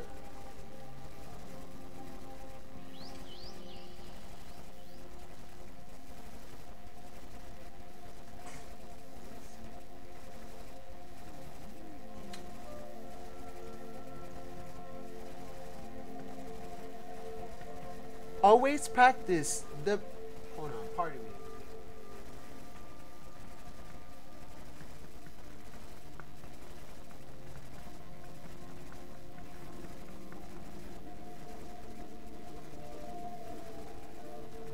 Always practice the passing of hands without expectations. To sense the energy effectively, you must have faith and believe in the energy, the spirit, the most higher, your creator, because this is your creator you're tapping into. And release your expectations and simply be. I am that I am. You will then be able to feel the energy as it is and receive clear intuitive information on the condition of your patient's energy field. Move away from concentrating on just your hand or worrying if you are performing this method correctly, and instead simply surrender, let go, relax, and allow sensations and impressions to form in your whole being as you scan the energy field of your patient. So it's best to enter your inner stillness and void. All the information will come to you. You don't need to do anything except just want to heal. You already have the ability to gain these impressions and this information. All you need is energetic information. All you need to do is suspend your thinking process and allow them to come. Let's go ahead and continue. The chakra system. As an energy healer, the chakras of your patient will be of central importance to you as you work. Because the chakras are so important, and because you have begun channeling energy into them and sensing their condition by passing your hands over them, it is beneficial to have a basic understanding of them. There are 7 major chakras associated with the human body, and numerous minor ones which are much less important. In Chios, we concern ourselves with the 7 major chakras, primarily the 7 major energy banks in the being. These major chakras do not actually exist as objects.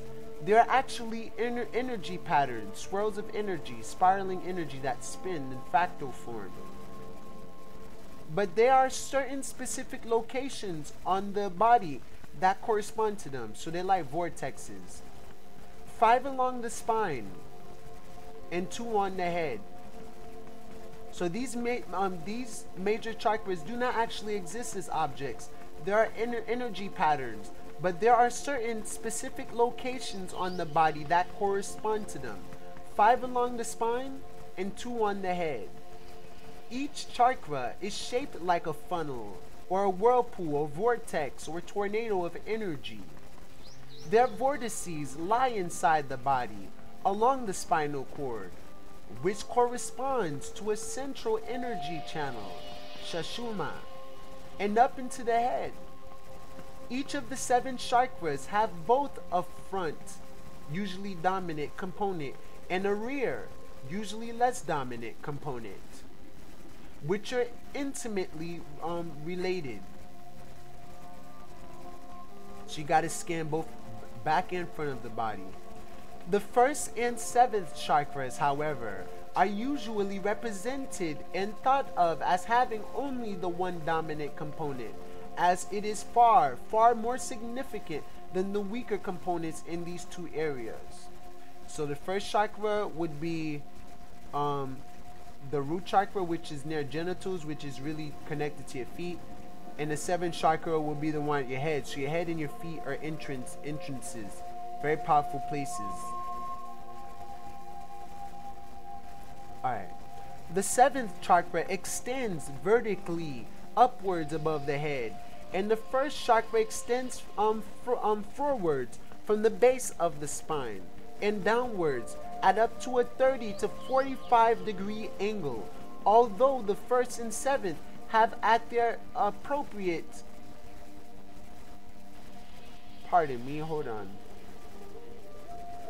although its exact position will vary from person to person and often appears to extend mostly downwards towards the feet. The other 5 chakras, spaced between the 1st and 7th, have at their appropriate locations a front component extending out of the front of the body and a rear component extending out of the rear of the body. See the figure below. This is how it looks like. So you're literally healing these things. Sometimes people deliberately visualize the colors and place them into their proper sockets, but you don't need to do that either. The Creator will. You will see what color it turns to. And this is just a basic fundamental of it. This is what had helped me out for a while. And they're going to tell you the characteristics of it. So when you don't feel these ways, you can tell what chakra you need to heal. Each of these 7 major chakras are primary energy centers, has its own character, and corresponds to a unique aspect of our being. From the 1st chakra, physical vitality or survival, to the 7th chakra, totality of beingness or spiritual perfection, God. Because the chakras are spiritual entities, however, it is impossible to convey a true explanation of the nature of each chakra in words alone.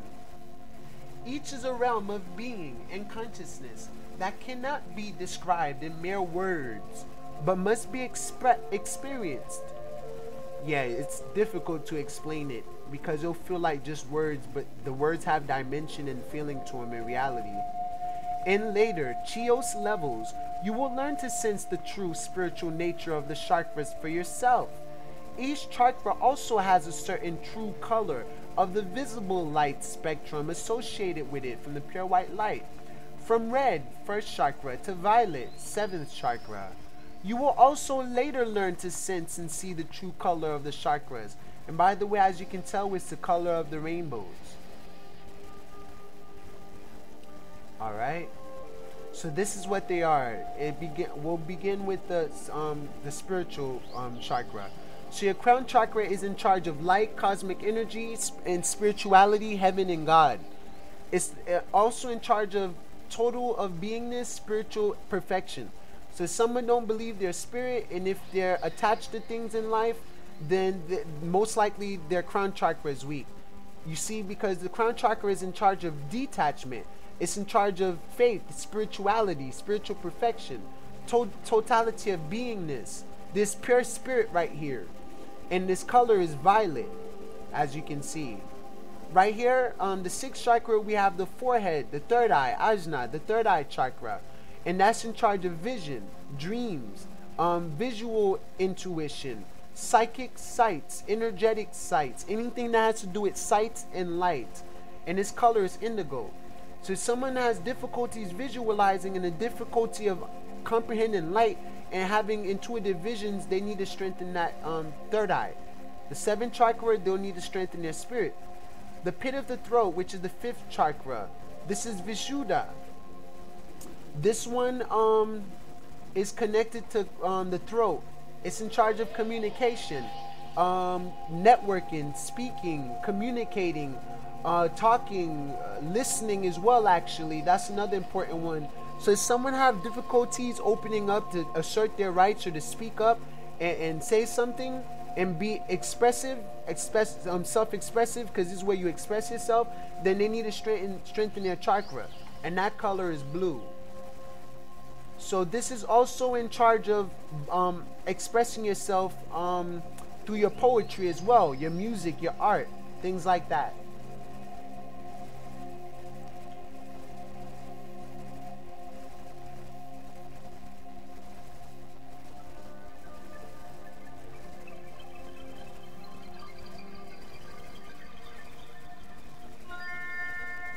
Also, your throat chakra is in charge of how you talk to yourself. When you tell yourself good things within, or if you don't tell yourself good things within or others, then you need to strengthen up that blue chakra, the throat chakra. See, me, I have an overcharged throat chakra sometimes because a whole bunch of stuff, because you know I'm Archangel Michael, the leader of the sword. The word is his sword, and I'm a powerful manifester, so therefore I talk a lot and do a lot of stuff, communication.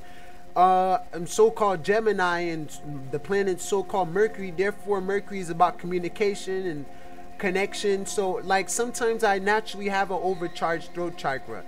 Talking, learning, communicating, connecting, networking, all that is in my field. You see?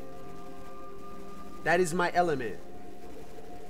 So 5, I love the heart chakra. Anahata. And this one is Sahasrara.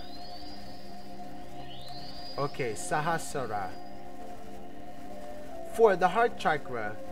That's in charge of universal love, compassion, empathy.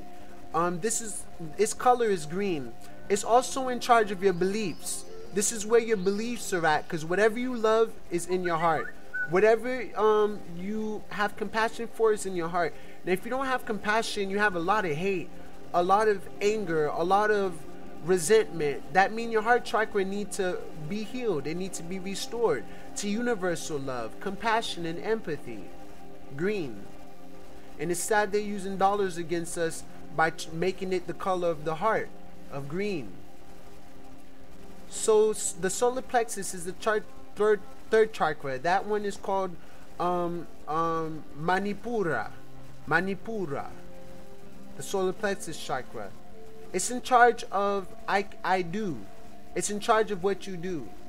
It's in charge of your self-empowerment as well, your oomph, your power, your solar will, your power, your light. So it's creation of self, which is ego, perception and projection of self, which is ego. So that's all your earthly identity, your personality. This is where you is. This is who you are. You see? And that's in the 3D. Its color is yellow. Although you're above all this, your physical body is this.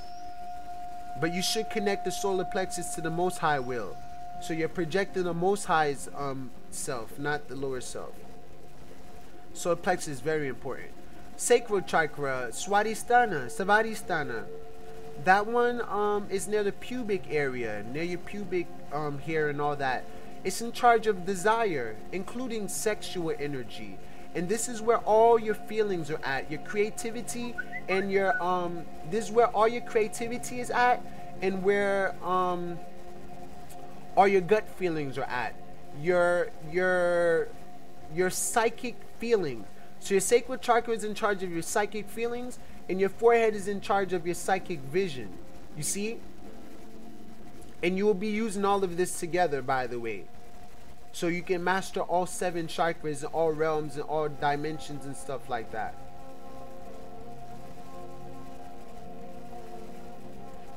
Also, it's in charge of sex, it's in charge of water and stuff like that, and its color is orange.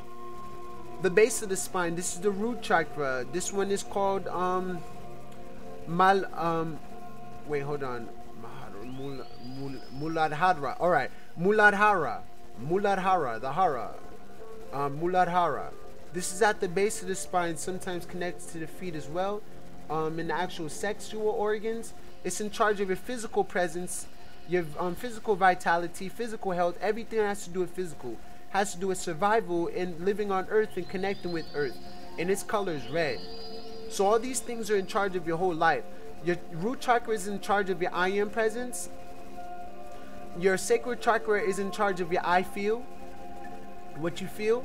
Solar plexus is in charge of what you do, your confidence, your oomph, your pow. Your heart chakra is in charge of love, I love. Your throat chakra is in charge of I speak and I listen. Your forehead chakra is in charge of I see and what you see. And the crown chakra is in charge of your spirit. So the 7th chakra is your spirit, your base chakra is your earthly identity. So now we're learning how to balance the in-between in both polarities, bringing them into a unity within the heart, because the heart is in the center of all these 3. You see? So there's a trick to all of this. You see? Also, the angelic sides and the angelic and demonic sides to these chakras is that your base side, when it's strong, you feel courageous, you're surviving, you are living good in life, you have everything you need to survive in life. When it's doing bad, you're usually in fear. You see what I'm saying? You're usually in fear and you're always in a survival tip and, you know, scared and living on animal instincts. So that's the bad side to it. Sacred chakra, the good side to it is that when it's strong, you're very creative. You're flowing with life. You're very forgiving. You see what I'm saying? And by the way, the base chakra is in charge of courage. The good side, the demonic side is the fear. The angelic side of the sacred chakra would be to forgive, to let go, to go with the flow. Because the sacral chakra is in charge of water and the base chakra is in charge of matter, of material. You see, because they're all connected to elements, but this is going to be a whole nother video. So the demonic side of the sacral chakra is guilt. When you're clinging on to things and you're not letting go. So now it restricts your energy and you're getting hit by the currents of the waves of life, of the emotions and the waves of life, because this is where your emotions are at. Solar plexus, the angelic side to that would be self-confidence. Where you believe in yourself and you trust in yourself and you're self-efficient and you don't need anything else but yourself to be yourself, because you know you are a holy and complete being. The demonic side to that is when you're not so encouraged, when you're not so self-empowered to the point you have to keep trying to prove things, and because you don't really believe it yourself and you try to put other people down to try to get that feeling of being above yourself, but it never works because you are your self-empowerment. You don't need others to be strong and whole and complete. You see what I'm saying? And there's no need to wait for anything, because nothing's gonna come unless you're waiting for something that you're creating. So your heart is in charge. The angelic side is in charge of love. It's in charge of your beliefs, which is what helps your life manifest. Your heart is what helps things manifest, because it's your beliefs that come true, and you channel all the chakras through your belief. Sometimes you verbalize your beliefs and everything. And the demonic side to that is hate. the lack of compassion, and anger. So to the solar plexus, the demonic side is shame, and the positive side is self-empowerment. The heart chakra, the demonic side is grief, the angelic side is love. The throat chakra, the demonic side is lies, when you're lying when you speak, or you don't speak enough, or you speak too much, or you don't listen enough, or you listen too much. And the angelic side would be you speak appropriately, efficiently, effectively, directly. You form a picture in the mind when you speak. You see? You're an effective speaker. The forehead chakra, the third eye, ajna. The demonic side to that is that you can have bad visions, or what they call delusions or illusions, and you're lost in all these visions and stuff, and you think the visions are real, so now you're freaking out. I've seen this, I've seen that, blah blah blah. But the angelic side to it is clear vision. Clear is crystal lake, where it brings clarity, and it brings calmness, and it brings actual solution. You see, that's when you can clearly visualize solution and how to solve your life. Now that is a crystal clear third eye chakra. So that would be vision. That is vision. Vision is different than illusion and delusion.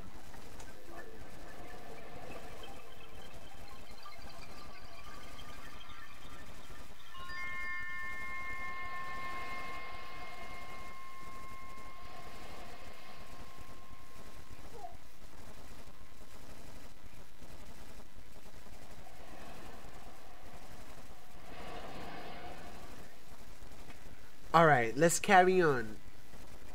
So now the crown chakra, the good side, the angelic side to the crown chakra is inspiration. Being able to detach from this physical world and know that this life is borrowed. That you have borrowed it from the Most High Spirit, and you got to return it to the Most High Spirit. And you came from the higher realms before you dropped down to hell, which is earth, the physical. And it's not really hell, it's just earth. So now you got to ascend your way out of the physical, through the feeling, through the emotional, through the belief, through the communication and vibration and all that stuff, through the light and the sound, and then eventually back to spirit, which you are. So that's why it's in charge of totality of beingness and spiritual perfection, because when you're on the angelic side of your crown chakra, you feel oneness with everything. You know there's a creator, and you're in tune with it, and the angels and everything, and the afterlife and the before life and all that. But when you're on the demonic side of it, you're attached to everything on earth. You feel like there's no spirit. You're not really inspired and all this stuff. You see? So this how you can tell when someone needs what chakra healed, and you need to study the chakras to understand that. You see? All right, let's go ahead and continue. The chakras are energy processing centers, points of energy flow, and act as the major energy junctions in the energy field. The energetic operations within them are what make every aspect of our bodily, emotional, mental, and spiritual life possible. And by the way, this is the affirmations for those chakras. The root chakra, I am. Sacral chakra, I feel. Solar plexus, I do. I act. I do. Heart chakra, I love. Throat chakra, I speak. I listen. Third eye, I see. And crown chakra, I am spiritual. I am a spiritual being. Or I listen. Because it's through your crown chakra you take orders, inspiration from the Most High. I listen. I trust. And I take guided action from the Most High Spirit. The energetic operations within them are what make every aspect of our bodily, emotional, mental, and spiritual life possible. So without these, you wouldn't have been existing.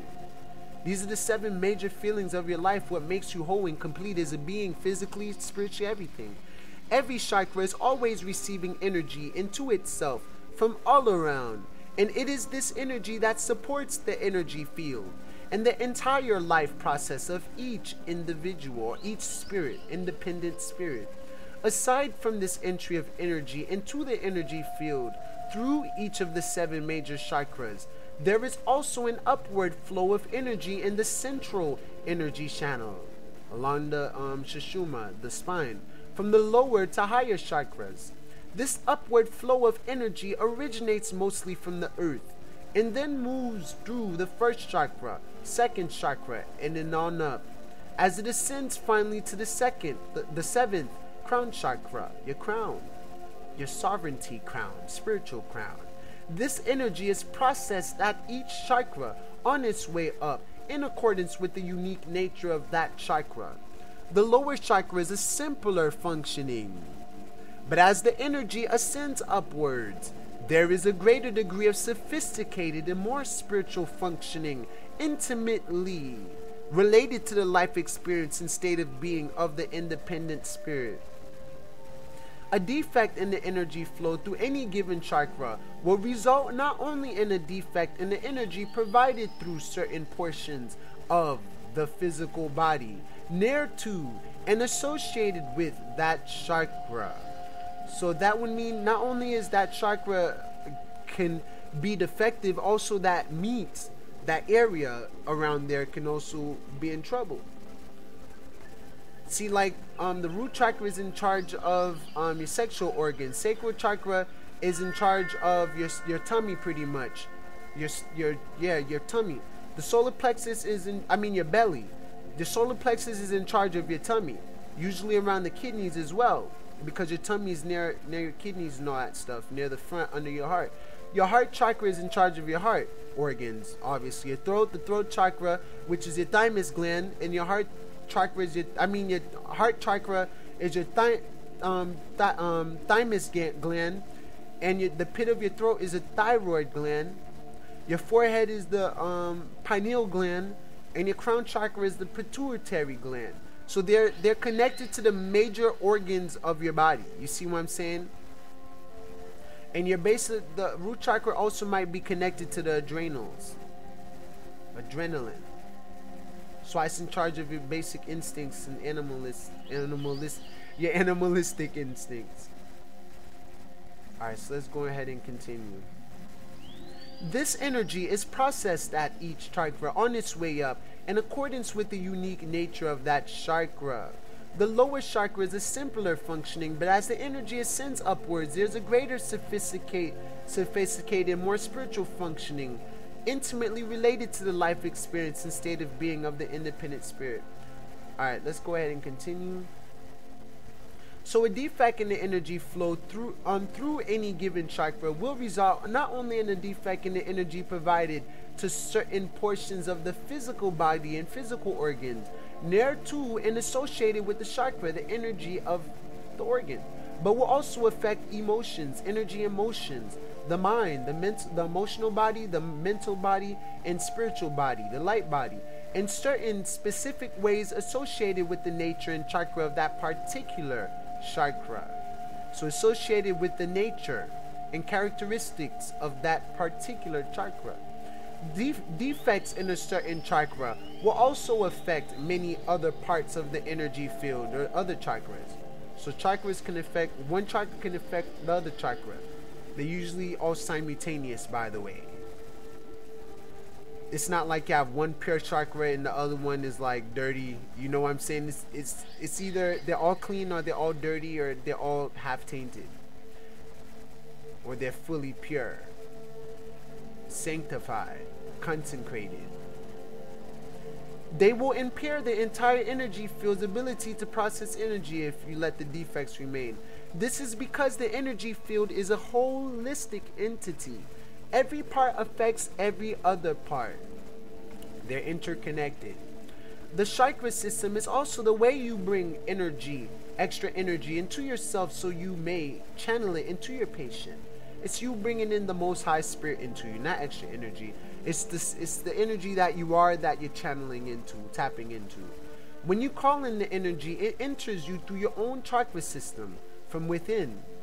You receive the extra energy or the most high spirit, the almighty I am presence, at first primarily through your first and seventh chakras, which are your portals, your entrances. Your solar entrance, your solar portal, your galactic portal, which is your crown, and your earthly portal, your earthly womb. The earthly womb, the energetic womb. Alright. But later, with practice, you will draw the energy through all your chakras equally. The 7 major chakras will be of central importance to you as you learn energy healing.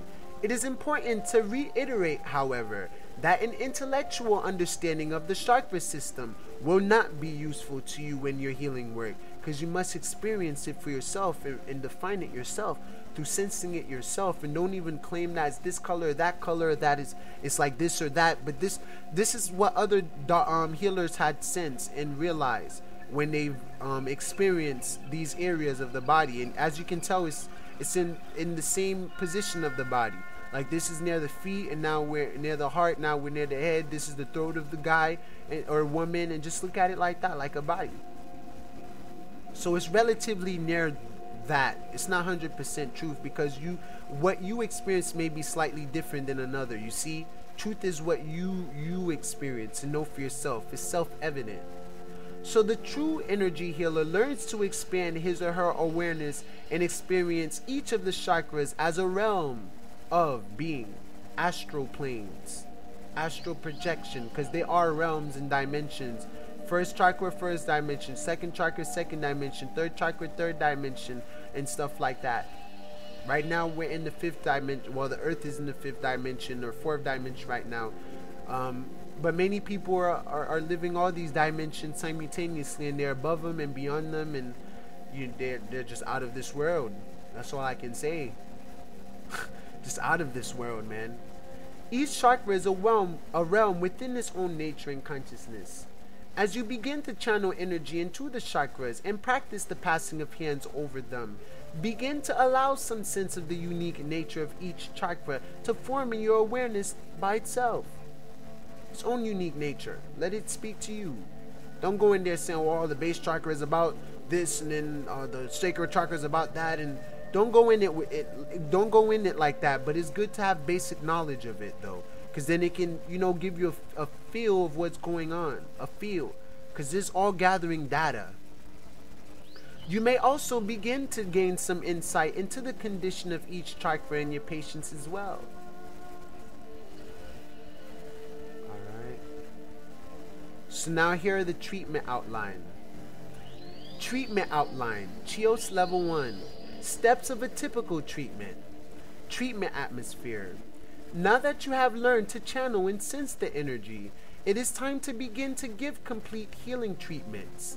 Right from the start, however, you should learn to give each treatment in an atmosphere that is genuinely beneficial to your patient, which means it's clean, it's sanctified, it's pure. You prepare the place for them in nice calming sounds, and just help them relax, help them meditate, to go within, and then do your stuff by letting yourself be the conduit. So be sure to conduct each treatment in the proper setting and manner. Healing treatments should take place in a peaceful, restful, calm, and supportive environment. It is important that your patient be lying down and warm and comfortable. You should have a massage table of the proper height. It is virtually a necessity for this type of healing. Some patients enjoy having music playing softly in the background, yet make sure this does not distract you from giving an effective treatment, because everything affects the treatment, everything affects the environment, because we're interconnected too. During the treatment, you should maintain an air of calm and confidence, and above all, an interest in nurturing the person you are treating. Healing is an act of nurturing done to aid another human being or spiritual being, or animal or tree or plant. Whatever you want to heal, you can heal anything. This is similar to Reiki healing. Generally, it is best not to carry on a busy conversation while healing, but it is acceptable to share a few words to the person if you feel it is beneficial during the treatment, because sometimes that could be part of the treatment, where you have to channel a message to them. Usually you should wait after the treatment, but if it pertains to that specific area in treatment, then yeah, you know what I'm saying, you can go ahead and have a tiny communication about that.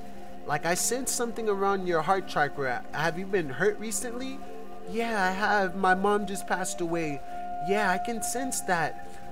I'm being told by the other side that you need to let go of this area, and your mom said that she's okay. She's in a better place now. She wants you to know that.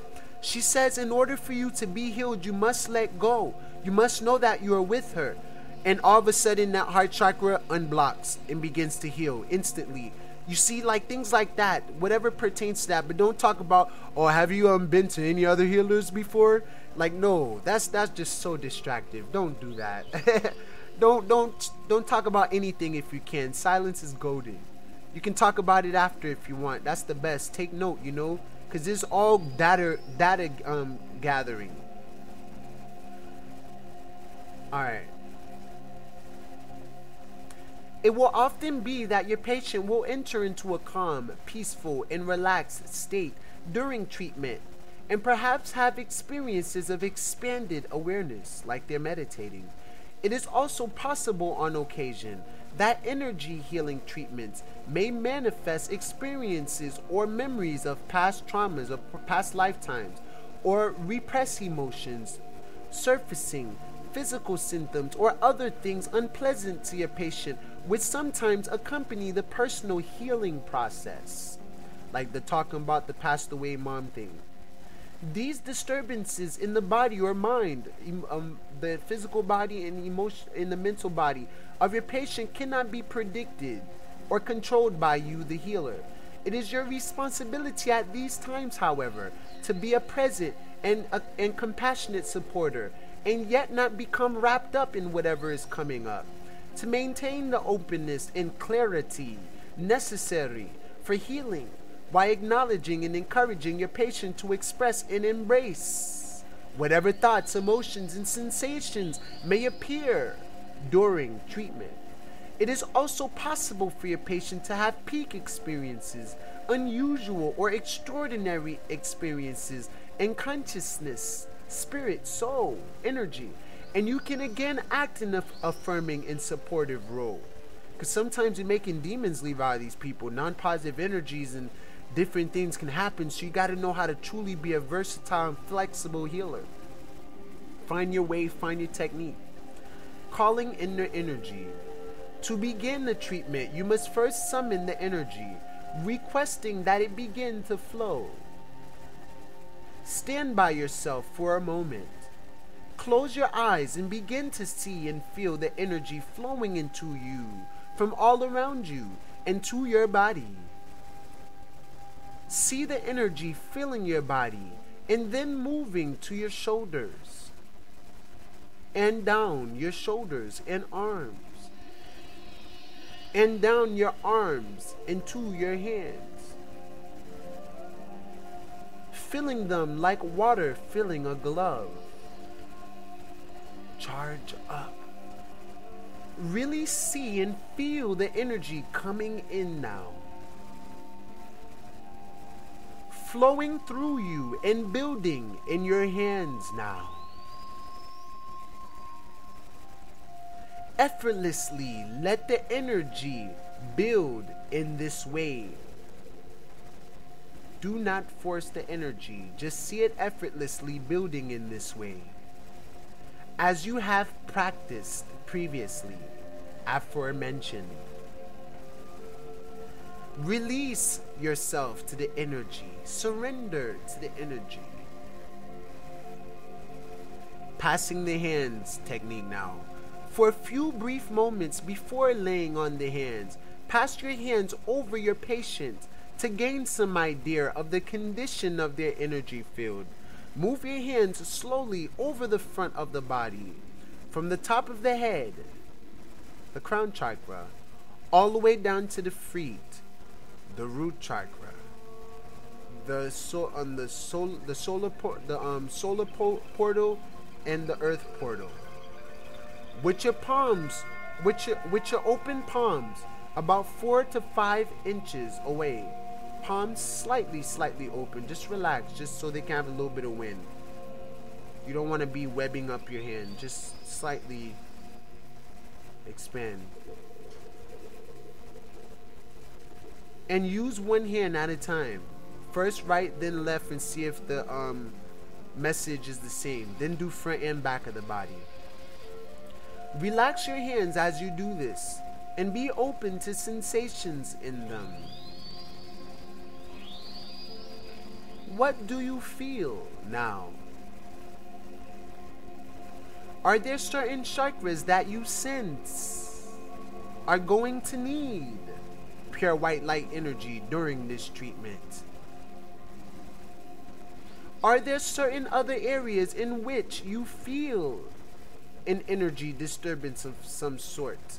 A bump, a dip, or a hot or cold feeling? Are your hands drawn to certain areas? Or are there certain areas you have sensed something and have received the impression, the vision, the feeling that they are in need of special treatment? You may wish to make note of all such areas by having a notepad and a pencil or something there. Later, giving special attention to them during treatment by conducting extra energy to them if you feel it is required. You should also be aware of any intuitive information you receive about these areas as you pass the hands over them. Your patient may also find this passing of hands quite soothing. So the treatment hand positions. After practicing sensing the energy field, begin the hand positions, conducting energy to the chakras. Use the sequence shown below.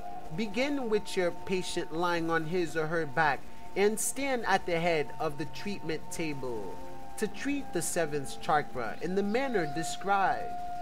More successively down the chakras, and then ask the patient to turn over so you can treat the rare component of the chakras. It is important to use proper hand placement on the chakra positions. In each of the positions, keep your hands relatively open and flat, with fingers together but relaxed. And remember to use zero pressure.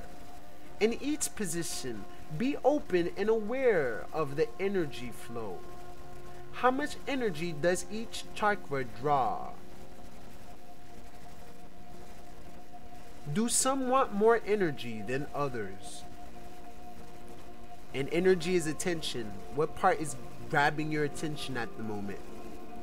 Treat your patient in each of the following positions, allowing yourself to feel the energy flow through your hands and treating each position until you feel the flow diminish or until you gain a sense of completeness. This will inform you when it is time to move to the next hand position.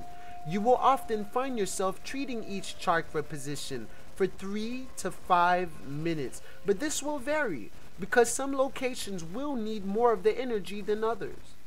As you treat, allow yourself to begin to gain a sense of how the energy is flowing through you and through your patient. Begin to tune in to your patient's energy field. What are you sensing or feeling about the patient's energy field or the patient in general? With no judgment or anything, just sense the feelings and interpret the feelings in the most unbiased and non-judgmental way that you can. Suspend your rational thinking process and simply be aware and allow your impressions to come to you. Healing is best done in a state of openness and holistic awareness. All you must do to access this state is to set yourself free and release yourself to the energy and the healing taking place. You will notice that the first chakra is not treated in a standard treatment. This is because to do so would require placing the hands directly on the genital region, and healing the hands are never placed on or near the genital region, as this might disturb, offend, or cause psychological discomfort to the patient. So for the 7th chakra, after you get charged up, stand at the head of the treatment table. Place your hands not on the very top of the head, but on the top sides of the head, the right and left hemispheres, with your fingers pointing downwards. This provides for maximum stimulation. The hands should not be too far apart. perhaps with a gap of 2 to 3 inches between the little fingers. Conduct the energy easily and effortlessly into this chakra by just sitting there now. And the energy will flow through you. That's all you have to do. Don't think about nothing. And this is the 7th chakra, and this is the 6th chakra. So they're doing the front and back of the head. Alright, so with the 6th chakra, third eye, move to the side of the treatment table.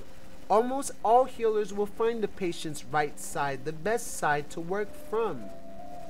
For the rest of the healing treatment, center your right palm between and just above the eyebrows. It's right here on the front, left here on the back. At the same time, place your left palm underneath the head, centering it. Not directly underneath,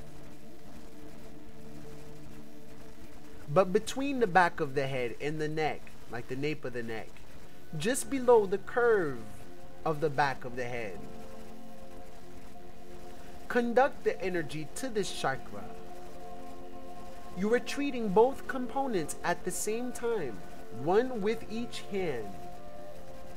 This will require you to stand to the patient's side, usually the right side, for this in the following extra chakra point positions. The 5th chakra.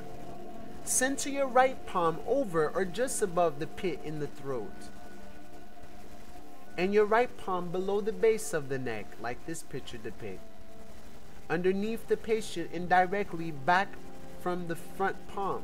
So this right here, you would be possibly be touching it. Conduct the energy as before. Yeah, with these ones, you're most likely touching that area.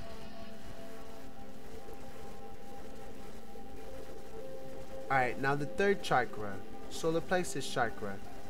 Pardon me. Let me see, where's the heart chakra? Well, actually, we're gonna go to the heart chakra.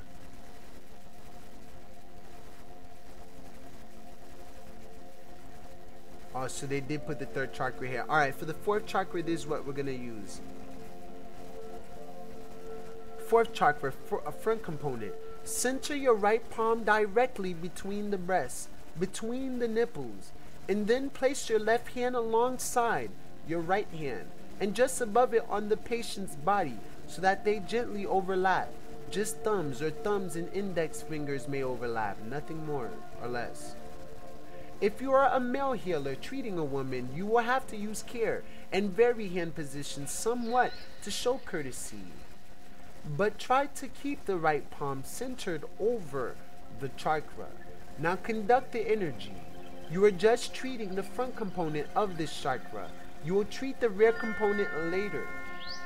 So for the 4th, 3rd, and 2nd chakras, you will be using that hand position. So 3rd chakra, center your right palm at a point about halfway between the depression at the bottom of the sternum and the navel. For this will be several inches above the navel. Place your left hand just above the right, and then gently overlapping as before. Conduct the energy. Then we go to the 2nd chakra. Center your right palm at a point about halfway between the navel and the protruding front portion of the pubic bone, which is at the top of the genital region. Place your left hand just above the right and gently overlapping.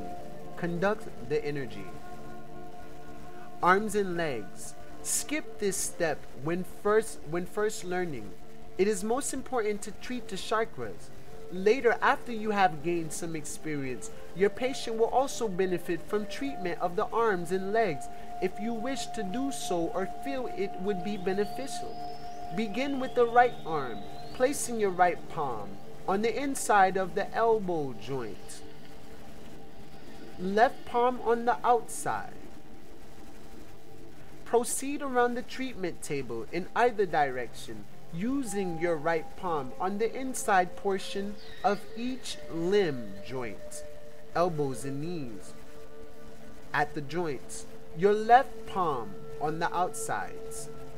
Conduct the energy. So where your body bends, in other words, the joints. Supplemental areas. Again, skip this step when first learning.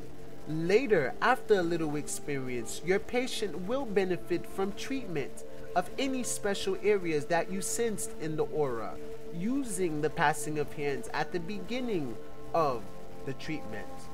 Place your hands directly over these areas in the same manner as with a chakra. The right palm centered over the area, with the left hand gently overlapping the right hand. You may also sense with your intuition during treatment additional areas that would benefit from treatment. Treat all such areas accordingly. In all such positions, allow yourself to be open to sensing the flow of energy, where it may be going, and to information on what the patient's condition in that area may be. In addition, you may also at this time wish to treat any area in the patient's body where injury, illness, or not at ease, dis-ease are present. Place your hands directly over or adjacent to the affected area, because no dis-ease can withstand energy, especially positive energy. See precautions in special situations below for some suggestions for situations you may encounter. It's alright. Second chakra, rare component. Ask your patient to turn over, or command your patient to turn over, so that they now lie on their stomach. Remain on the same side of the treatment table as before. Now center your right palm on the fourth or fifth lumbar vertebrae, one or two vertebrae up from the sacrum, and place your left hand just above the right hand, gently overlapping like we've always done, and conduct the energy. The third chakra, the rare component. Imagine first where the rare component of the fourth chakra is, the heart chakra, directly in the back of the body from the front component. Then center your right palm about halfway between this point and the point where you treated the rare component of the second chakra. Then place your left hand just above your right, gently overlapping. Conduct the energy. Oh, pardon me, this is the third chakra, so this is that would be the solar plexus. This is your heart chakra, pardon me. Well, yeah, this is, yeah. Okay, so below the heart chakra, they're saying. So below the heart chakra and above the sacral chakra would be the third chakra. For the fourth chakra, the heart chakra, center your right palm at a point directly in the back of the body from the front component. Place your left hand just above your right, gently overlapping. Conduct the energy. Now the ending treatment. End the treatment by standing by yourself for a quiet moment and requesting that the energy stop flowing. It is a quieting. I command for you to cease now. Or I command for you to stop now. Or I command for this energy to cease now. Thank you, energy. I give it back to the creator. I am complete. Thank you. I appreciate it. You have to always let the energy know you appreciate it, because that increases it as well. Thank you, energy, for being here with me today. I command you to stop now. Or I request for you to stop now. And remain quiet for a while. You're also going to need to wash your hand in salt water and flick all the energy into the sink. Visualize yourself flicking the energy into the sink, because this is how you cleanse yourself after mixing yourself with someone's energy. Yes, it's like sex and it's intimate, because when you're energetically connecting with someone, that's energetic intercourse. You see, you got to cleanse yourself. See it stop its flow into your body, then stopping its flow through your hands, because this is extra energy, you know. Feel a sense of completeness, wholeness, accomplishment, and perhaps give a moment of thanks in your heart. You see, The hand positions, as given above, are a guideline while learning. It is ideal to use the passing of hands to get a sense of exactly where each chakra is, and hereby center your hands more precisely. So use the passing of hand to know where the chakra is necessarily. Don't try to do it based on what we're telling you. Do it based on intuition, but this is a guideline. To maximize the energy flow, you can use the passing of hands just before each treatment position in this way if you desire and intend. The precise positions on the human body that correspond to the chakras may vary from person to person, as each person is extremely unique. The most majority of healers will find it comfortable to employ the hand positions described above, centering first the right palm over the chakra and then placing the left partially overlapping the right. The right hand is generally a little more active and more attuned to the flow of energy, because the left receive, right sends. This is true for nearly all healers, whether right or left-handed. And so to place the right palm directly over the chakra position provides maximum stimulation. If, however, you find yourself continuously uncomfortable using this arrangement, try centering your left palm on the chakra, or seek support from your Chios master teacher, or through this website, which is right here. Alright, now this is the final section in healing level 1. It's very short. When we get to healing number 2 and number 3, we're gonna end up getting into probably 10 videos, you know what I'm saying, because we're gonna make sure we get it. This ain't just like a quick video. This is actually a class. This is a session right here, you see. So you're in session, and make sure your pens and pads are always ready and stuff, and you're taking note. So let's go ahead and finish this off. Procedures for dis-ease. Now this is how you heal certain dis-ease with the Chios level 1. There are certain situations in energy healing which require you to take precautions or special measures to increase the safety and effectiveness of your treatments, because you're treating them. You're treating them good, with love. Most often this occurs when dis-ease, not at ease, is present in the patient in the energetic field. It is wise to ask every brother or sister prior to treatment if there is any physical condition or dis-ease present that you should know about, or if they are under a doctor's care for any specific condition, because you got to know this stuff. All this information is necessary. Always include the following precautions or special procedures when appropriate. When dealing with heart disease, dis-ease. When treating a person with mild heart not at ease, proceed as usual. Like usual, exactly everything we do. For a person who is on medication for heart dis-ease, treat the heart chakra last. If the person has heart dis-ease in an advanced stage, treat the heart chakra last, and for an extended period of time, up to half an hour in some cases. Up to. Diabetes. Always treat diabetics from the lowest chakras upwards. Start at the lowest chakra. You usually treat the second chakra when treating the front of the body, and move upwards as you usually do in the back. Neurological dis-ease, nerves. Treat from lower chakras up, as with diabetics above. Burns. When the hands may not be placed on the body as with burn areas, the hands may instead be placed a few inches, up to 3 to 5 inches above the burned area, and the energy will still transfer to the patient, to the energetic field of that area in good quantity, although it will not be quite as effective, so you might have to do it for a little longer time. Dis-eases of the internal organs. Treat as usual, but spend extra time on the chakras nearest the affected organs. Mental disorders. If it is impossible to predict the effect of treatment, you must proceed with caution.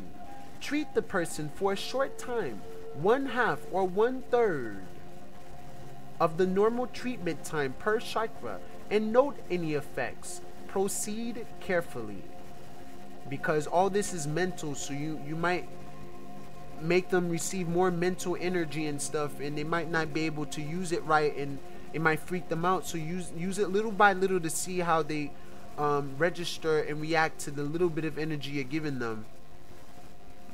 So Cancer, no special precautions are required. Just place your hands directly over the not at ease area, or as close as you can, for an extended period up to half an hour. It is benevolent to, instead of keeping the hands in a static position, vary the position of the hands around the affected area during treatment. So experiment with hand position. So it's powerful to use both hands, although you can use one. At a point, you can just use your mind and heal someone for a distant healing through your mind the same way. Because everything's here, now, and present. There is no here, there, and other. There's only here, now, us, one, and present. So pregnancy. Pregnant women must always lie on their side for treatment. You may alter the usual hand positions in such a way that you treat both components of the 4th, 3rd, and 2nd chakras at the same time, if you wish. If you do so, center your right palm over the front component as always, and your left hand over the rear component. Colds and flus. For persons suffering from colds, passing viral illnesses, etc., you may give frequent treatments, but of shorter duration, 1/2 or 1/3 of the usual time on each chakra position. These short treatments are a tonic to the sufferer, but a longer treatment tends to tire the body. AIDS. Special considerations are not necessary, but after you have gained considerable experience with energy transfer, you may try the following advanced exercise. Seek to impart a stillness in the energy of your hands, rather than an energizing force. Feel the stillness in yourself and pass this on as the energy through your hands. So you're restoring that area with full stillness, complete halt, the death of these sicknesses. So for broken bones, sprains, or traumatized areas, place your hands directly over the afflicted area in addition to normal treatment. Alright, for children, treat children for 1/2 to 1/3 the usual amount of time at each chakra position. Children should not receive more than one treatment every 8 or 9 days also, or you'll overcharge them, and that can lead to trouble like ADD and stuff like that. A lot of attention seeking. Alright guys, we're done with healing level 1. When we come in for part number 2, we're gonna be starting off healing number 2. Now this right here, we're gonna have to wait 1, 2. We're gonna end up doing this one in 3 sections. You see, healing level number 2, about 3 or 4 sections, and we're gonna learn a lot. If you want to, go to the website and start reading, but once again, you know, I've experienced this already. I already know what this is, so you know, it's easy to hear it from someone who done it before instead of just reading it, you know, off the thing. But as you know, Stephen H. Barrett already experienced this, obviously, for making this. Well, I wish you guys much love and peace in your life. May the Most High Light guide you, keep you safe, protect you, sustain you, and continue to shield you as it does for me. I am. And may the Most High continue to reveal itself to you, that you are who you are, that what it is what it is, and what it is what it will always be, and you are here to enjoy what is, and to simply be a vessel for the Most High to work through. So may this be an awakening experience for you all. Shalom. Namaste. Peace.